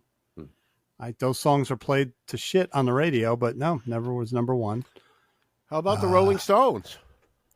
The Rollamina Stones? I bet you they never had a number 1 hit in the United States. You know what? They're not on this list I got, and I don't want to say the source is right, but good point. I'll look it up. Most of the things that hit number 1 are crap. Oh, Yeah. Like a flash of the pen, like a song of the era stuff, or like I mean, none of those bands had that. That's really interesting considering like the era they came up at, But they also came up at the era of album-oriented rock too, where like AOR. Yep. yeah. Like so, what year did Whole Lot of Love come out? 69. Okay, and that's on the first. Yeah, Yeah, the that was first the two first albums. album, right? Yeah. First two, that was the second album, but their first 2 albums came out in 69. Yeah, 'cause if you look at the Billboard I looked at the Billboard of 1969 recently on Spotify, and it's all over the place. It's very eclectic, but there's nothing heavy on there. It's still got that 60s pop. Mm-hmm. They were kind of underground, right? I'd say. Oh, yeah. Yeah. Transitional time too, right? They were like those albums like Led Zeppelin and Black Sabbath. That was the stuff your parents didn't really want you to listen to. Right. Yeah. Mm-hmm. It's like acid, the rock what and is roll acid for rock the parent, the parents in the 50s. Like what is this Chuck Berry? What is this Elvis Presley? What is this? Oh yeah. Yeah. And then it It's became heathen. further on. Yeah. Leonard Skinner never had a number 1 song. I believe that. When I was in believe school, that. I believe that without a doubt. Yeah. Yeah. when I was in school, you would have thought Freebird was the biggest song in the world because that's all anyone ever played. Yeah, but it was album-oriented rock, though. Was that a 45 single release? Freebird, was that on? Like, Yeah. How about Grand Funk Railroad? Well, I was just going to say Kiss. Kiss never had number 1. Kiss never had a number 1. No, not even with that disco song. Their highest charting The song one was the one they Beth. wrote with friggin' Desmond Child. I like that song. I was made Did for they loving win you. a Grammy for "Lick It Up"? Well, their highest charting. Are you telling me to do something? Their highest charting single was Beth, number 7. There you go. Wow. The drummer song. Not Shandy. I love that. Shandy. The That's Kinks a Barry never. Manilow, isn't it? Oh, Shandy. You can- The Kinks never had number 1. I'm not surprised at that. yeah. And they don't care either. Trust me. No. Yeah, They no. got like their fans are like. I'm a Kinks fan, man. I have the Kinks' greatest hits. I had the album Sleepwalker. I had I can't remember the name of the other album, but I had a couple of Kinks records, and currently the only thing I have is their greatest hits. Did you have a favorite period of theirs? Because everyone seems to like have a certain. No, they're so part of it. great. I mean, I love from the early stuff. From You Really Got Me to Victoria. I love all that stuff, man. Yeah. Even some of them going into the early '80s. Yeah, I heard yeah. I heard "Come Dancin'" the other day. Yeah. I never really liked that song, but it's Good lyrics. it's ear Yeah. candy, man. It's totally ear candy. The day they knocked down the pally. Yeah, but it's catchy as hell. That keyboard Yeah. riff. I mean, it's it's so. Ray Ray Davies never lost it. But Yeah. like Waterloo Sunset, like going up to like yeah. the That is early so period. British. It is so British. It's yeah, so beautiful. It's yeah. covered so well. Yep. It's a beautiful song to cover. Yeah. From the early '60s to like the early '70s, that is just like they couldn't do nothing really wrong. I don't know if But you guys have ever even their- listened. What's that? I know if you guys have ever listened to the Muswell Hillbillies album. I'm starting to really listen to that. Who? The Kinks, Muswell Hillbillies. The cover, they're in a pub. That's a really good album. It came out in maybe 71, I'm thinking. It's got their song "Alcohol" on it, which is alcohol. You guys remember? Alcohol. We went on a Kinks jag. Maybe when we were doing the show on the phones, but we dove into the Kinks. But there was Lou went into a Kinks fucking rabbit hole and he couldn't get out for a while. Yeah, well, it was just like, wow, I didn't want to get out. I was just Well, I grew up on, because my sister, when I was a kid, my sister was listening to Low Budget, so I grew up on the arena rock phase. Give the people what they want. Sure, and that was great. It was great. But then when you really go back, everything's quality, right up to their last album. You know. Well, let me find my trivia shit. Well, let me. Do you know that neither Jefferson Airplane or Starship had a #1 hit? Yeah, not even sure. Built the City. Yeah. Don Henley never had a #1 hit. Who gives a shit? Green Day, I'm sure you're so sad about that. I'm sure Scott McClain is sad about that. Crosby, Stills, and Nash never had a #1 hit. Their highest chart was #7, just a song before I go. Jimi Hendrix's highest charting single was #20. He never really made it up there. Yeah. Bob Dylan never had a #1. But people were buying albums back by then. You know what I mean? It was they were not buying 45s. The people that were into Jimi Hendrix, they're buying albums. So, also, some of these artists, when they came out, it wasn't all rock and roll. Like Bob Dylan, he did like a Rolling Stone in 65. Yeah, you still had soundtrack albums dominating the charts. So I mean, the fact that it was a hit and did chart is pretty amazing. But the fact that it didn't go #1 is not. It's kind of cool, because like Dylan was being a rebel. Yeah. So well, it shows that not everyone was accepting it, but the fact that they did accept it in spite of itself is the cool part. Well, they shows, go ahead. Sorry, Mark. That shows the beauty of us rock fans is we enjoy an album. We don't care about it being a hit single. You know what I mean? Yeah. We're not buying. We may buy 45s. I bought them, but I'm saying is that Well, go ahead. I'm sorry. No, you go I don't ahead. behoove the single. I You're don't. the I don't host, behoove man. a hit to You anybody. go. You got the leeway. Well, I got another one here. It surprised me, but I'm sure you guys mentioned it on the show. Creedence never had a #1 hit. Yeah, we've discussed that. Me. Yeah, they got #2 was the highest with CCR. Yep. Yeah, the Clash. That surprised me because when I was growing up, all you heard on the radio was the Clash. I thought they would have had the #1 hit. Black Sabbath never had #1. Bad Company surprised me, and AC/DC. Really? What about Queen? All over. I think, and I'm not sure on this. I doubt they ever had a #1 hit. I think Queen? Another One Bites the Dust may have hit #1. I think it did. Yeah, I would think that they never did. Do you know who did have a buying #1 hit? albums by Queen. You know who did have a #1 hit? Who? America. Tommy Rowe? America had a couple of #1 hits and they're not in the Rock and Roll Hall of Fame. Well, really, yeah. But Carly Simon is, though, right? Yeah. Yeah. With I heard You're you. So Fine. I heard you. That's her best song. That's a good song. With Mick Jagger singing on it. You're so fine. You're so vain. And Russ Kunkel on those. I thought it was Jim tom-toms. Gordon on drums. Oh, maybe it is. Yeah, I don't know. The drumming's excellent. Yeah. Pat That's Jim- Benatar never that's had Jim Go- #1. Pat Benatar? Pat Benatar? Pearl Yeah. Jam. Well, Nirvana? they have to write a song to make it #1. Therefore, Ooh, Pat Benatar that was a good would one. be You can excluded. cover one. You can cover it. It's not that they didn't have a #1, but some of these things, what they said, like Jimi Hendrix, all the singles he put out, and nothing ever got higher than 20. That was surprising. Like you think one may have made it to 12, 10. For Hendrix, Wow. yeah. Yeah. So Sting, Supertramp, Sting. Talking Heads.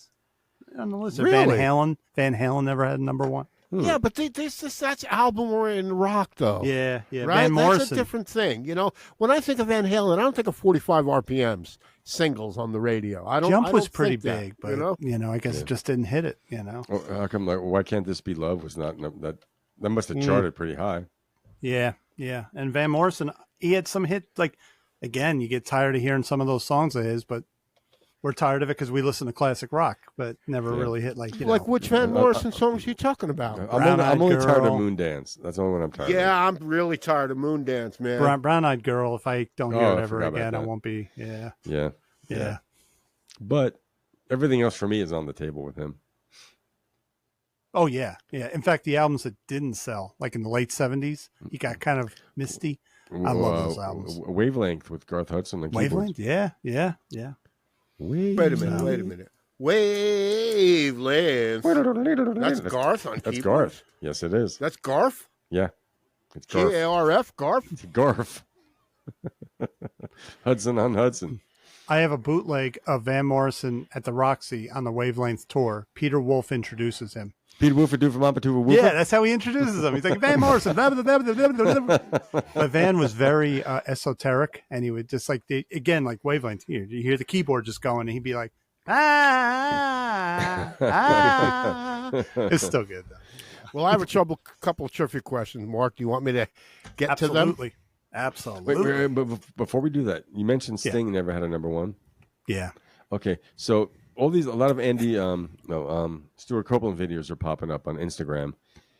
Stuart seems to have mellowed out in his older age about the Police. So there's one clip where he's playing and he's talking about, he goes, I never really listened to like the lyrics. He goes, I knew they were there like when they were making their heyday albums. Mm-hmm. He goes, for the most part, the only thing I ever saw was the back of Sting's head. He goes, when he did turn around, he goes, it was usually to yell at me about something. He goes, but then, he's been doing these other albums. He's been doing these other Police songs for other opportunities and stuff. So he goes, but I've been going back and listening. He goes, and Andy, he goes, those chord voicing. He goes, it was brilliant. He goes, the lyrics. He goes, for the first time I listened to the lyrics, I said, oh, what is he singing about? He goes, don't tell him this. Meaning Sting. He goes, he's a fucking genius. Yeah, Stuart Copeland.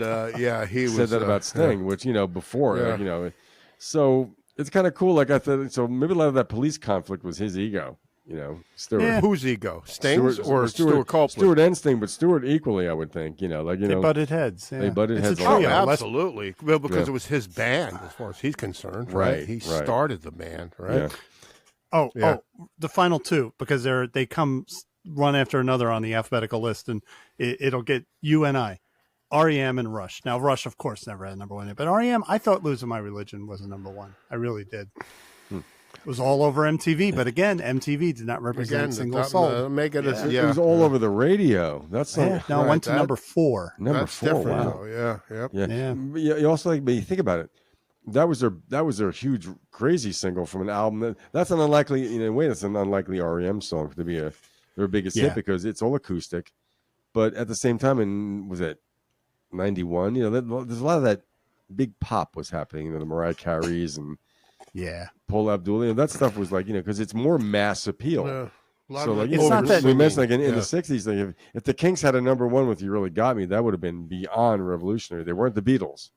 You know what it is? You can want to have a number one single, but it's like running for office. It's got to be your time. And you may have a great song that could be number one, but you got a Michael Jackson song in the number one spot that you'll never crack. So, it sucks that your single that was probably the best song in the world at the time, but there was a Mariah Carey at number one. And she could fart, and it would be number one at that time in her career. But if you can't be happy with the number two, then number two on you. Number four is pretty damn good. Well, hell yeah. All right, let's get on with this one. How about this? This American singer and songwriter from Texas was one of the first non-Jamaican artists to record reggae music in Kingston. After moving to London from Jamaica, he wrote and recorded this reggae-influenced number one hit in 1972. Can you name the singer and the song? Eric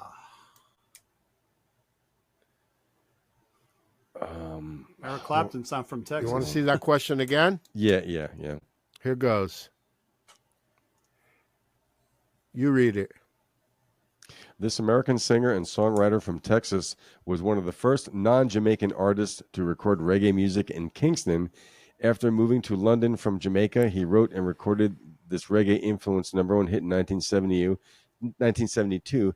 Can you name the singer and the song? I'm going to say I Can See Clearly Now, and I can't think of the guy's name, but we share a friggin' birthday. Mark Smith? Johnny.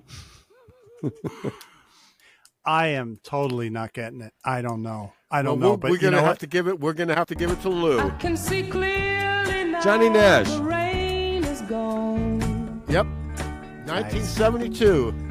I can see all obstacles in my way. I remember that song well. That was a huge friggin' hit. Yeah. And now it's used to sell Windex. Really? Yes, it is. So we'll get sick of that song now. It makes perfect sense. So he wrote that. He wrote it. Absolutely. Yeah. He started a record label in Jamaica. Right. With a couple of friends of his. And He's not a one-hit wonder. He had 2 hits, I think. Well, he had 1 hit in the United States. No, I think he had 2. I think Okay, he's well, got. I don't want to debate it, but it's like It's not a contentious point. yeah. Okay, easy, man. Come on. All right, here's another question. Well, who's going to This read it? band was a 2-hit wonder. They had two chart-topping hits in the United States, 1971, 1972. Both songs hitting the top 5 in the U.S. charts. Can you name the band and the 2-hit songs? 71, This band was 72. a 2-hit wonder. They're American. They're from Florida. The Bee Gees. No, they're from Florida. From Australia. They're American. This is an American They're based band. based out of Florida. Oh Lord, this is a hard one. This Florida band was a 2-hit wonder. 2 hits. The Allman Brothers. Ramblin' Man. And I Ain't No Angel. One of the worst sounding songs of all time. Melissa, was that a hit? No, it really wasn't. A hit. Okay. I'm going to say Almond's Line because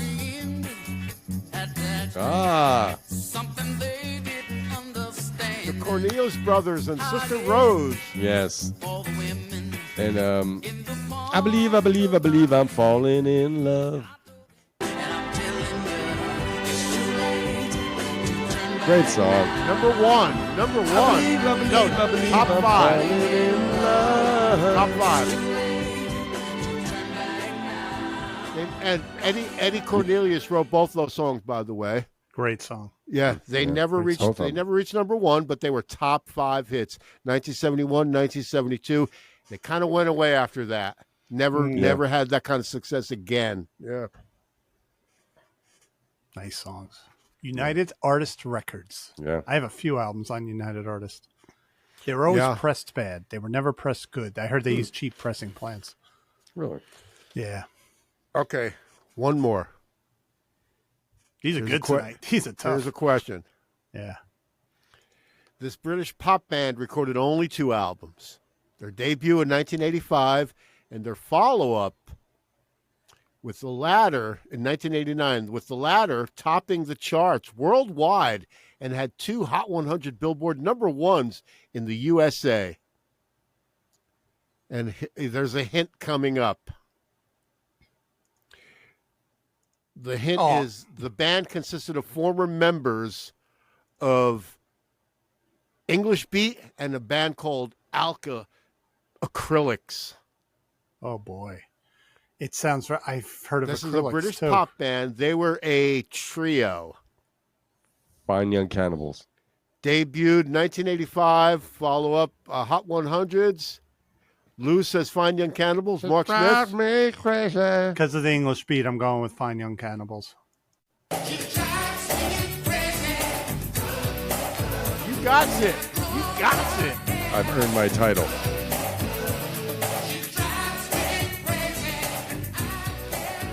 And they did Suspicious Minds. They only made 2 records. A good thing. Go. Catchy stuff, man. Number 1 in the USA. Those 2 songs. Yeah. Wow. Worldwide. Smash hits worldwide. Yeah, they South were, Africa, Holland, everywhere. Yeah. Yep. And they I think disappeared they had like, boom. I think they had a pretty big hit with Suspicious Minds. I think they did too. They did, but these were Those two. those are original songs written by the singer. I think his name is Roland Gift. Something like that, yeah. Those are number 1s. Yeah. Yep. And In the United States. Yeah. The 2 other guys had this weird look.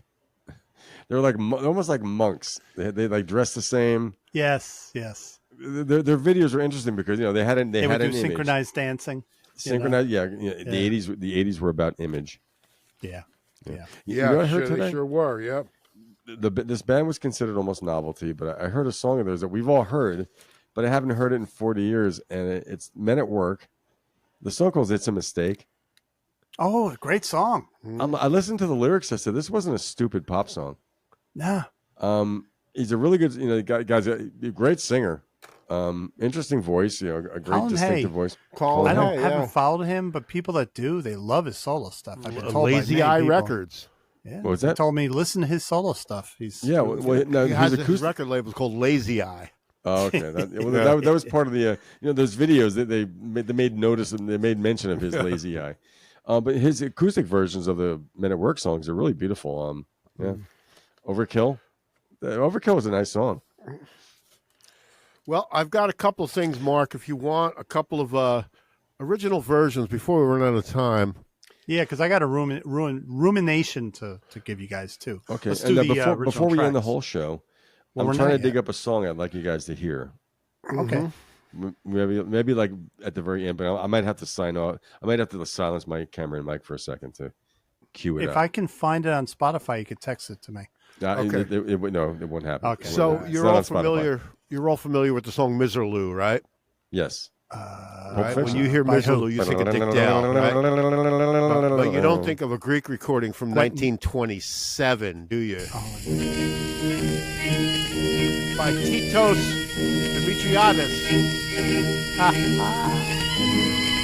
I'm the foot master. I didn't ask you a goddamn thing. Wow. Now I like it. that's 1927. That's one of the first known recordings of it. It's a Mediterranean thing. There's Lebanese versions, there's Syrian versions, there's Jewish versions, there's Greek Great melody. versions. Yeah. And there's another version in 1947 by a piano player by Jan August. I think Anton LaVey would call this Satanistic music. Oh, that's nice. Miserloo, yeah. So Dick Dale, I guess he has Lebanese heritage or something. He's Armenian. I think it's Armenian. Well, whatever he may be, He made it this hard is rock, though. You know, he's heard this and Yeah.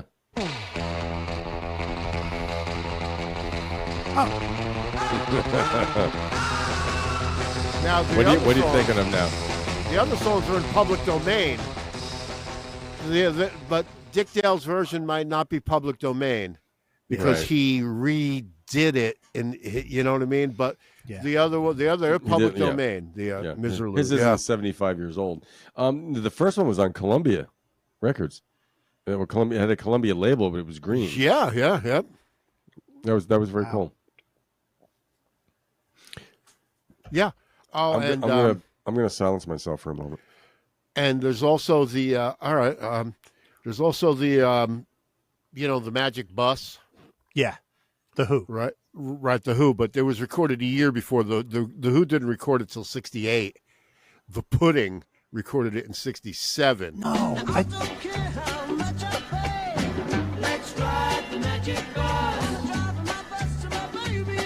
Wow.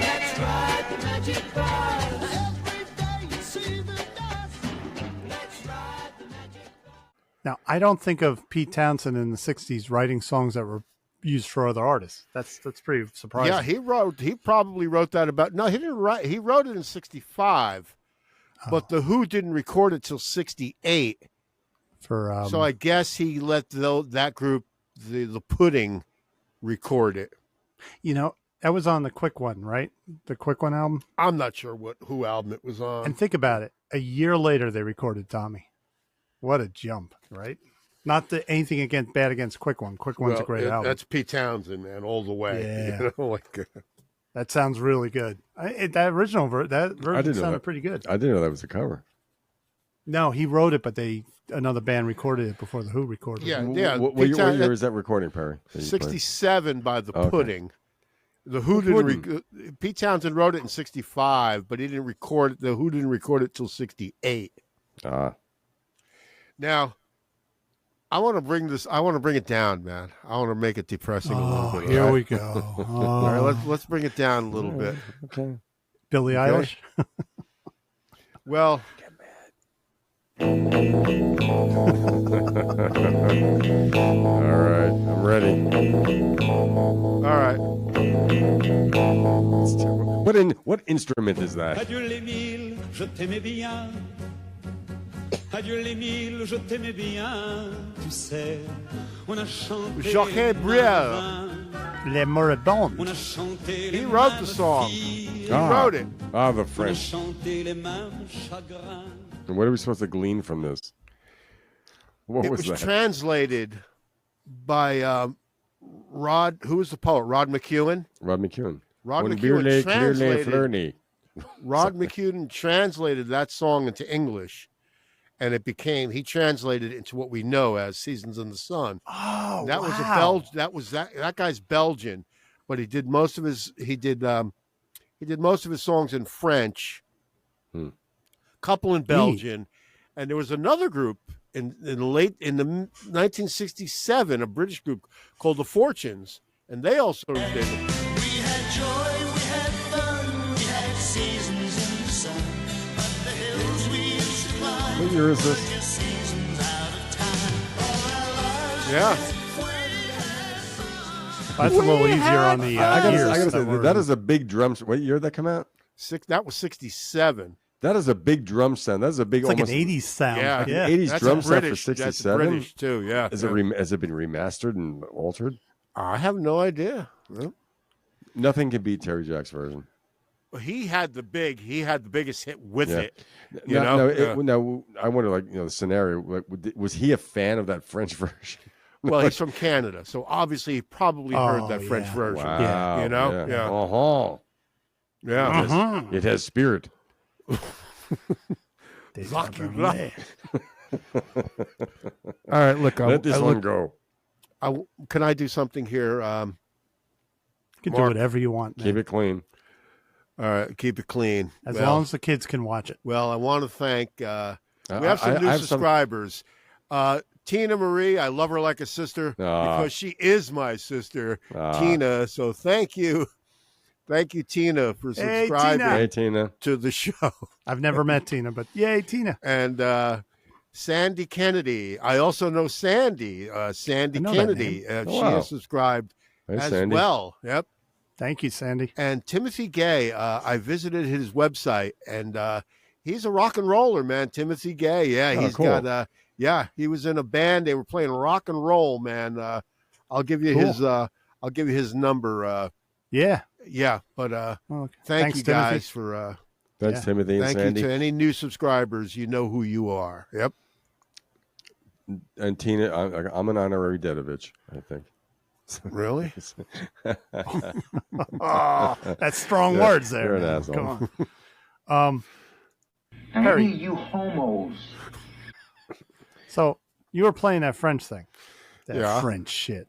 Yeah. I was watching the closing ceremonies tonight of the Olympics, and Yeah. it was really well Oh done. yeah, the Olympics are in French, right? Well, yeah, and it was very progressive. Actually, it looked like I felt like I was listening to ELP at times, but they closed out the whole thing after the Olympic guy says, "I now pronounce it closed." They had a lady come out. Now, as Lou taught me, or you taught me, "My Way" was adapted from a French song. So they said that they were going to do. I thought they would sing the original French song. They had a French singer come out and sing "My Way." I don't Right. know. I was just kind of like, why didn't Well- they just do the French Well, version? Terry Jacks did not create that melody, and you know, No, No. yeah, Wasn't "My Way" adapted by what's his Andy name? Williams. yeah. From a French song with Yeah. totally different lyrics. I thought they might have sang the French song. It was just kind of surprising. It's French, but they Yeah. sang "My Way," you know. But it's also going into Los Angeles, and let me tell you, Tom Cruise did this thing. He jumped off the roof of the stadium, jumped down, ran out, and then it went into like he flew a plane to California immediately. They went into film, and then they went to somewhere, and the Red Hot Chili Peppers were there performing. They were horrible. It was just like you went from France to Red Hot Chili Peppers humping their instruments. It was terrible. It was just horrible. You know, but I was just surprised that the ending thing was "My Way," not the French version. But maybe it was an ode to the Olympics are now going to America, the United States. You know, Cool. Hey, I'd like to play a song. Can I play a song? Yeah. you're a musician. Now- You're always welcome to play a song. I want to play a song, and then I want your guys' opinion on what happened in the song because you guys played on this song. So after I was play probably the drunk. song, Lou, you go first, and you tell me what you did on the song, okay? Are And we then writing Mark- out? Are we writing out the show on this? Because I have something I want to add. No, this is not the end of the show. I'm just Okay. playing. Okay. I'm just playing a song. Okay. Okay.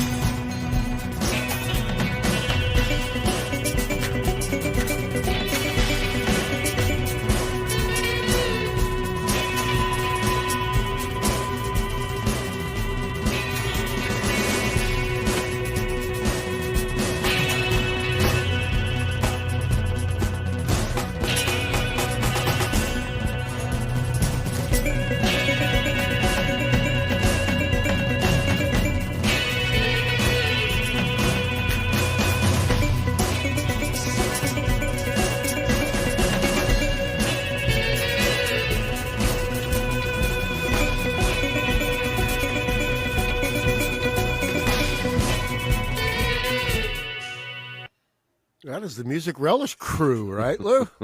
Yes, it is. A song called Oscillation Boulevard. Now, It's tell all me three of us. what you did. You did a lot of that fucking song, Lou. I played 2 drum tracks, Yeah. and I played a guitar through an ebo. That kind of You played the Ebo. Yeah. I played. Yep, yep. I played the ebo. I think I used my Telecaster. I ebo the Telecaster on that. Yeah. And Mark? I did the Andy Summers. That's That's it? all I did. That's what you do? That's what I remember. What That's else is in there? Lou, that's 1%, dude. That's 1%, man. That's all I had to That's contribute. it. That's I mean, I 1% gave of you about- publishing, dude. Sorry, pal. I gave you about five different guitar tracks, but I think the one you kept was that. And I played some triggered, I don't know what you call those things. What do you call those? A sequencer. I did I'll believe it. sequencing. I did 2 sequencing things. I played a little bit of electric guitar in there. Yes. A couple little silly notes here and there. Right? Yeah, yeah. But that was It's a fun song. that could be the new closing theme. Who knows? Yeah, we can Sounds always like a change Jeff Beck things song. up. You Reminds know, me it's of kind Jeff of like Beck. the other one. We all played on the Kurt That's closing true. theme, which is what's it called? Asheville Skyline. Asheville Skyline. Yeah, Now, yeah. Asheville Skyline was recorded with all 3 of us in the same room, where this last track was not. All 3 of us were remote, This was recorded digitally. digitally, using the Audacity music recording program software stuff. Digitally. No, that was cool, man. Yeah, that was Oscillation Boulevard. Yeah. Got Yep. me noodling. Now, may I play something? Now you have to play a song, Lou, or something, right? So earlier in the show, we were talking about Mike Deasy, and I pulled something off of the FMU, one of the playlists that I can only find that song on. Here's something else I found on WFMU, and it was from September 7th, 2003. Okay. Make it loud and proud. Okay. Raised by wolves, did not discover Rome. Here is Leo Kennedy and the Sharks with the #1 record after 1 week. In the Bend that Teenage phone like Wasteland, that, you'll man. soon see why. Tilt it to the mic like that.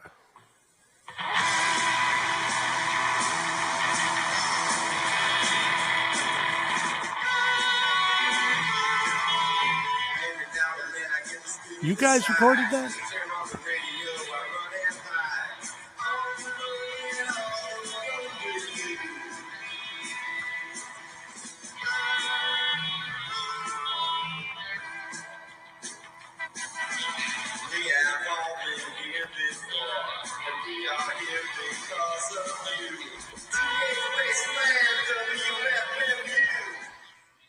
That sounds like Perry singing. That was me. That was you? Yeah. That sounded like Perry to me. No, that was Lou. That was Lou? Like, umlaut. So that song was called what? It was called Teenage Wasteland. Teenage Wasteland. We discussed that story in the past where Yeah. I had called you and said there's a contest. This WFMU is holding a contest, songwriting or something, right? And, Yeah, it was. There was a show at that time called The Best Show on FMU, WFMU, Right, for yeah. The Best Show with Some. So I didn't know about it, but I used to listen to, and we used to listen to the Teenage Wasteland with Bill Kelly, who's on XM21, Little Steven's Underground Garage now. Mm-hmm. And I thought that when you told me about that, I thought there was like a songwriting contest for whatever song whatever show you your thought was the favorite best show. which Yeah, was the or Teenage whomever's Wasteland. favorite. Yeah. Yeah. So my show being favorite Teenage Wasteland, I had this garage thing that when I lived on Mountain Avenue in the second floor with my roommate Steve Flood's electric drum kit, one of the earlier ones. I messed around with this tune, and you came in. You had the first line of lyric, and you played bass on it. So I sang it. We recorded it. I sent it in. And then I found out, I saw it in the newspaper. I said, oh, it was for another show. I thought it was like an overall general Right, thing. yeah, So I figured yep. nothing would ever happen. So, anyway, one day I'm driving, Mark, I'm driving to Nyack, New York to go hiking. And it's Sunday, 3:30, and I'm driving past this. On Old Japan Road, there's a shopping center on the left-hand side. I don't know if it's even there anymore. Anyway, so I'm listening to Bill Kelly's show, and he gave that spiel. I'm like, holy shit. I said, we're on the radio. That's a unique thing to hear your song on the radio. I call that was our Brian Wilson moment where you're driving, you're like shit. So you were the Oneaters. I pulled up into a parking lot and there was this young couple sitting in the car next door. I rolled my window and I said, "Put on W." I said, "Was it 91.1?" 91.1. Anthony loves that station. I said, "I'm on the radio," and they said, "Oh, cool," So they found it, and then I went and drank 10 milkshakes and threw up. Cool. On your Walkman. No. Cool. So that I called Perry. It's probably my first cell phone. I called Perry. And you said, called me up and you said, "I put you on the radio, Perry." I think it was something like that, wasn't it? No. I said, "We're on the radio, dude." And so I turned out. So Perry, I went back to your house. We hung out. We drank some beer and fucking chatted about it. It was a pretty cool moment. It was fun. A shitty recording was recorded on a Tascam 4-track cassette. But a layered recording. But it was it was fun. Listen, it was fun. Yeah. Speaking I remember of showing up. Where were you in the garage at that point? Right? No. I was up in Mountain Avenue You in were on the Westwood, mountain? New Jersey. Yeah, you were on the mountain. I remember I showed up, and I think I brought my bass. Right? I think you asked me to play. Do you want to play bass on it or something? Yeah, you and I brought my Fender Fender short neck. bass. Yeah, my Fender Music Master. Yep. Yep. And that was just when I'd gotten all kinds of new equipment. I hadn't bought my new drum set. I hadn't bought my Roland drum kit because I used Steve. Steve had a Roland electric drum kit back then. With the mesh heads, it was like $4,000. Yeah, well, there's a little explanation. We're talking to other people too. So Steve is your roommate, right? He was my roommate at the time. That was his apartment, and so after he wanted to become a drummer, and he was pretty good, and so he bought one of those Roland kits. But he went away for the weekend, so I was messing around with it one night. Oh, you were playing his drums on that recording? Yeah. Oh, that's his old. That's his old. It was a red Roland. Well, I hope he's not listening. Well, he knew. That's 1%. Oh, That's okay. 1%. Oh, yeah. That's the Nashville rule does not apply there. He wasn't there. So I laid the drum track down, but I used that. Now, the keyboard on that, Perry, is the old Wurlitzer church organ from Zion Lutheran. Are you kidding me? No. We dragged that thing up the stairs. Oh, I remember, man. right? Yeah, it was like 4 flights of stairs and organ up into an apartment. And it was a real organ. I mean, it was a real deal. And the reverb unit didn't work, but I fixed it. Yeah, that had some cool sounds. How'd you fix it? You kicked it? I took it apart and I just reconnected all the wires. Yeah, I know. That's about as technical as I get. But I felt pretty jazzed about it. I'm like, it works now. Yeah. I've written a few songs on that very same keyboard. Oh, wow. Yeah. Yep. Wow, very cool. Yeah, you did. That's right. That's right. Yeah. Yep. That's cool. That was pretty cool at that time, because, we had that big living room And Steve would go away for the weekend a lot, so I'd have the whole upper floor of the house myself. No one lived downstairs, and that was the beginning of the digital age for us as far as music except recording. we had to watch the marijuana smoking because there was a cop who lived across the street. That's right. Right? Yeah. Remember? Westwood 14th Police. System of Clutchy, A local official lived across the street. who I had a previous run-in with. Well, okay. Oh yeah, over on Brickell Avenue. Brickell. Oh yeah. Lou, when you said Tascam, you just reminded me something. 1989, I'm working at CPI. I'm in the shipping department, and we had the ability to put the radio on a PA for the whole factory if we wanted to. And I'm working there. Our friend Tom Spallone's in the mastering. He was a mastering engineer at the time. All of a sudden, he just comes slamming out of the mastering studio, scares the shit out of everybody. Put on K-Rock, put on K-Rock, put on K-Rock. Turn on Howard Stern. Howard Stern played his song. He recorded it on the Tascam. No kidding. They Wow. had a song contest, and he got into the final 10. He was in the running Oh wow. for the winner. If he won, he would have gotten like $10,000. Well, Tom Spallone is a talented dude, man. He I've is heard some of very his talented. stuff, right? Apparently, there's many other things out there which he won't send to us so we can play it on our radio I show. know. But, hey, man, whatever, Listen, he doesn't think that it's as good as we know it is. He written some very good stuff, and I wish he would get. He did let us say we could play one of his songs, but didn't have his voice on it. So down the road, we will play that song. But no, Well, he's a great musician. Tom Great Spallone, musician. if you are out there listening, listen. I know you're a good songwriter and a good musician. You Great have an songwriter. original song that you wrote. Send it to us, and we will play it on the Music Relish radio show. Radio. We're due for another one. Oh wow. Yeah, we're due for another one. Yeah. Yeah. Yeah. Yep. Yeah. Let me do this new sub thing again. All right. Thank you. Thank course, you, it's your Tina, sister, my man. sister Tina. Thank you, Sandy Van Kennedy, and Timothy Gay 5978. Check out Timothy Gay 5978 on YouTube. You'll find his rock and roll band. Man, they're really cool. Yep. Cool. I'm writing that down. What's that? Timothy Gay 5978. 59. I'm dyslexic, so it's hard for me to get that stuff right. Awesome. Yep. And if I got an invite over, I'd meet your sister, but I've never been invited over, so it's just like, I know.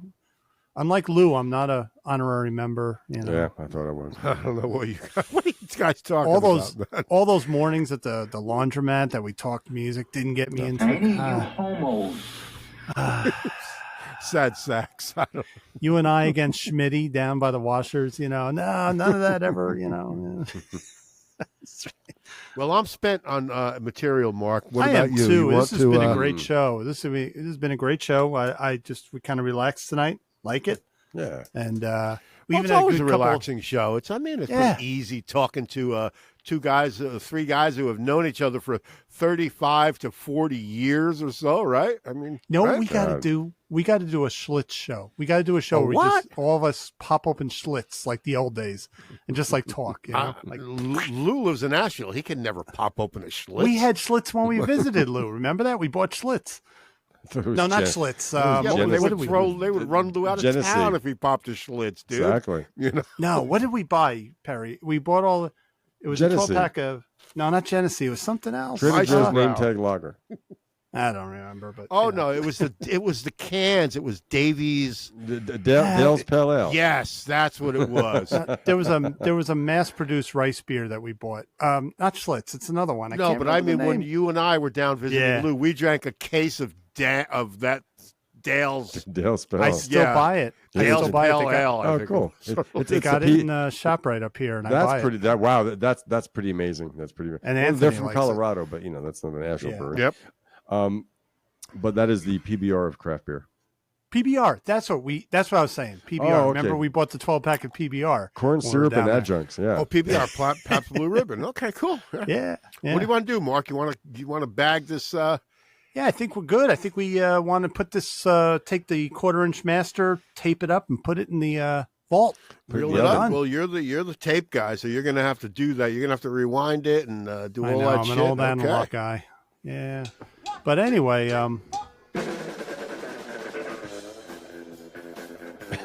I don't have my guitar need a plugged in. manager. I would love to play along with this. Well, my friends, it was a great show as always. and I do wish we could chat longer, but I'm having an old friend for dinner. So fare thee well, you good man.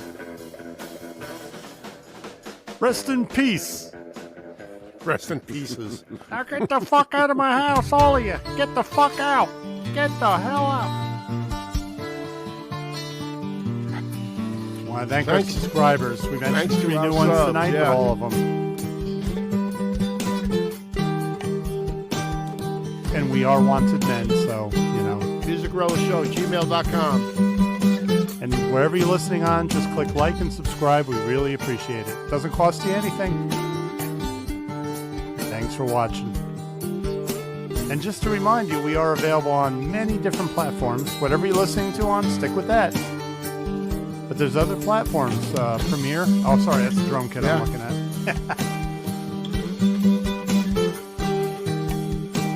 We're called the Music Relish Show. New subscribers, Tina Marie, Sandy, Timothy, thank you so much. And our friends at Milk Crates and Turntables, Scott and Jack. Yeah. Where are you, Jack? Mile 21 Studio. That's where I'm at currently. Mile Got a few 21. projects in the works. Yep. I thought that was in New York. 2 microphones and a Mile no 21 music relic. South.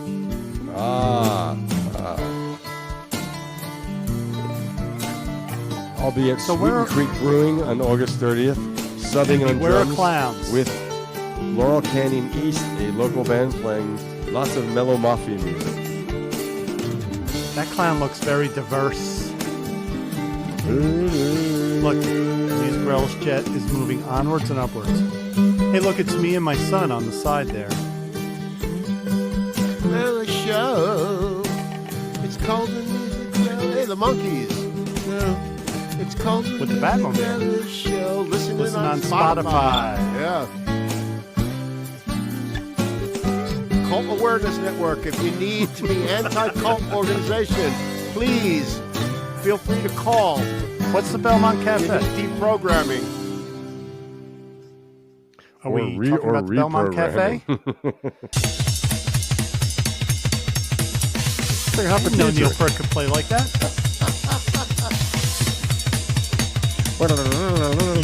You played Hot for Teacher in a church? Oh my That's God. actually the end. I'm on the album. I'm on credit on the album. Well, that's that, bro. That's it. Did you cut it? No, we're still recording. We're still recording. Yeah. All right, this is the after show party. This is the meet and grope. Yeah, but Meet Miserlou, and the grope. first recorded version of Miserlou was like 1927 in Greece. Yeah. That sounded really good, that old recording. Yeah, that was a 78 RPM, I'm sure. You know? Was that on like a Columbia Records International, or like was that their ethnic division?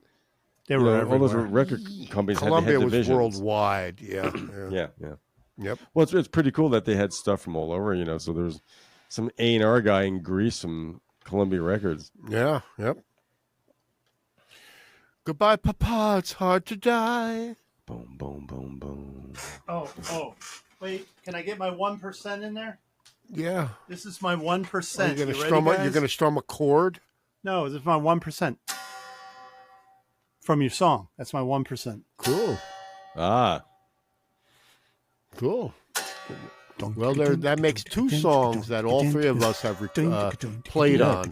But it's an Be important it in part the of the same song, room Mark. or not, right? That's 2 songs. Yeah. Yeah. Yep. So with 3 more songs, we have an EP. Extended play. Yep. Yep. Well, guys, I'm ready to go. I'm ready to go get some dinner. Sounds good.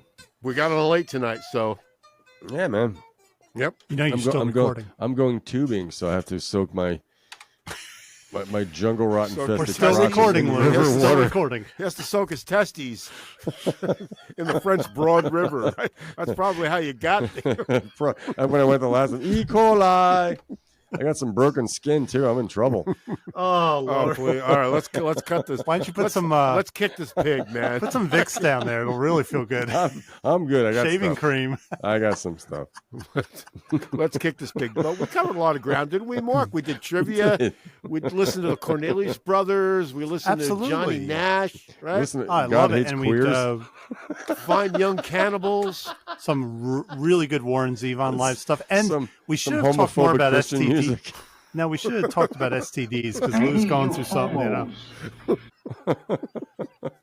We talking about Mike Deasy and his issues, his post-wrecking crew. Yeah, really. I thought the guy would have been like, remember, put your hand in the hand. Why couldn't it be pleasant? Yeah. Jesus, God, Exactly. Music, what? You know, Spirit in the sky, I've man. been uplifted. No, it's just it was hateful. I'm like, Why wow. was it so hateful? I mean, Yeah. put your hand in the hand of the man who stills. Yeah. Come on, Yeah. man. Like, oh well, all right, whatever, dude. No, Yeah. he went to the dark side. Well, good night, all. But that's why there's radio shows and podcasts like this, Yeah, and even WFMU where you can actually hear things like that and say things like and yeah. just show it for what it is. You know, it's And not. this, by not the way, what's the promotion, name it's of this show anyway? It's called the Music Relish Oh Show. yeah, oh yeah. We listened to Warren Zevon today too, right? right, Warren Zevon yeah. live in New Jersey. mentioned that. Yeah, yeah. We talk about how Journey's too chicken shit to really break up. They're in it for the money. I'm going to take them to court and make them break up. As a citizen or something. That would be a great lawsuit. Just sue them just for being what they're doing. You know? Yeah. There's a name for it somewhere. Well, Steve Perry, like Steve Perry, he has relatives from the same islands where I have relatives from. So Steve Perry and I are like, yeah. you guys are Steve tight. Perry, And Nuno Betancourt. Throw Yeah. him in there, too. yeah, He's And Steve Perry's from Fresno. Portuguese. yeah. But Steve Perry's he has Portuguese. his ancestry is from the Azores, Mm-hmm. as are mine. Right. So yeah, There you go. yep. So can Steve you write Perry, a ballad? yeah, Perry? we're kindred. We're kindred That's right. spirits, Stephen Perry. Maybe Let's we're hear you related. sing Who the a, hell knows, man? You know? Record a heartfelt ballad like him. You know? Yeah. Yep. My ancestors are from Elizabeth, New Jersey. Cool. From Queen Elizabeth? No, No. no. Mark, you going to sign off or what, dude? Oh, I thought you signed off. Let's No, sign it's off. up to you. The host signs Say goodnight, off, man. Gracie. Say goodnight, Gracie. Good night, Next time. Louie. Good night, Good night, Marky. everybody. Good night, John Boy.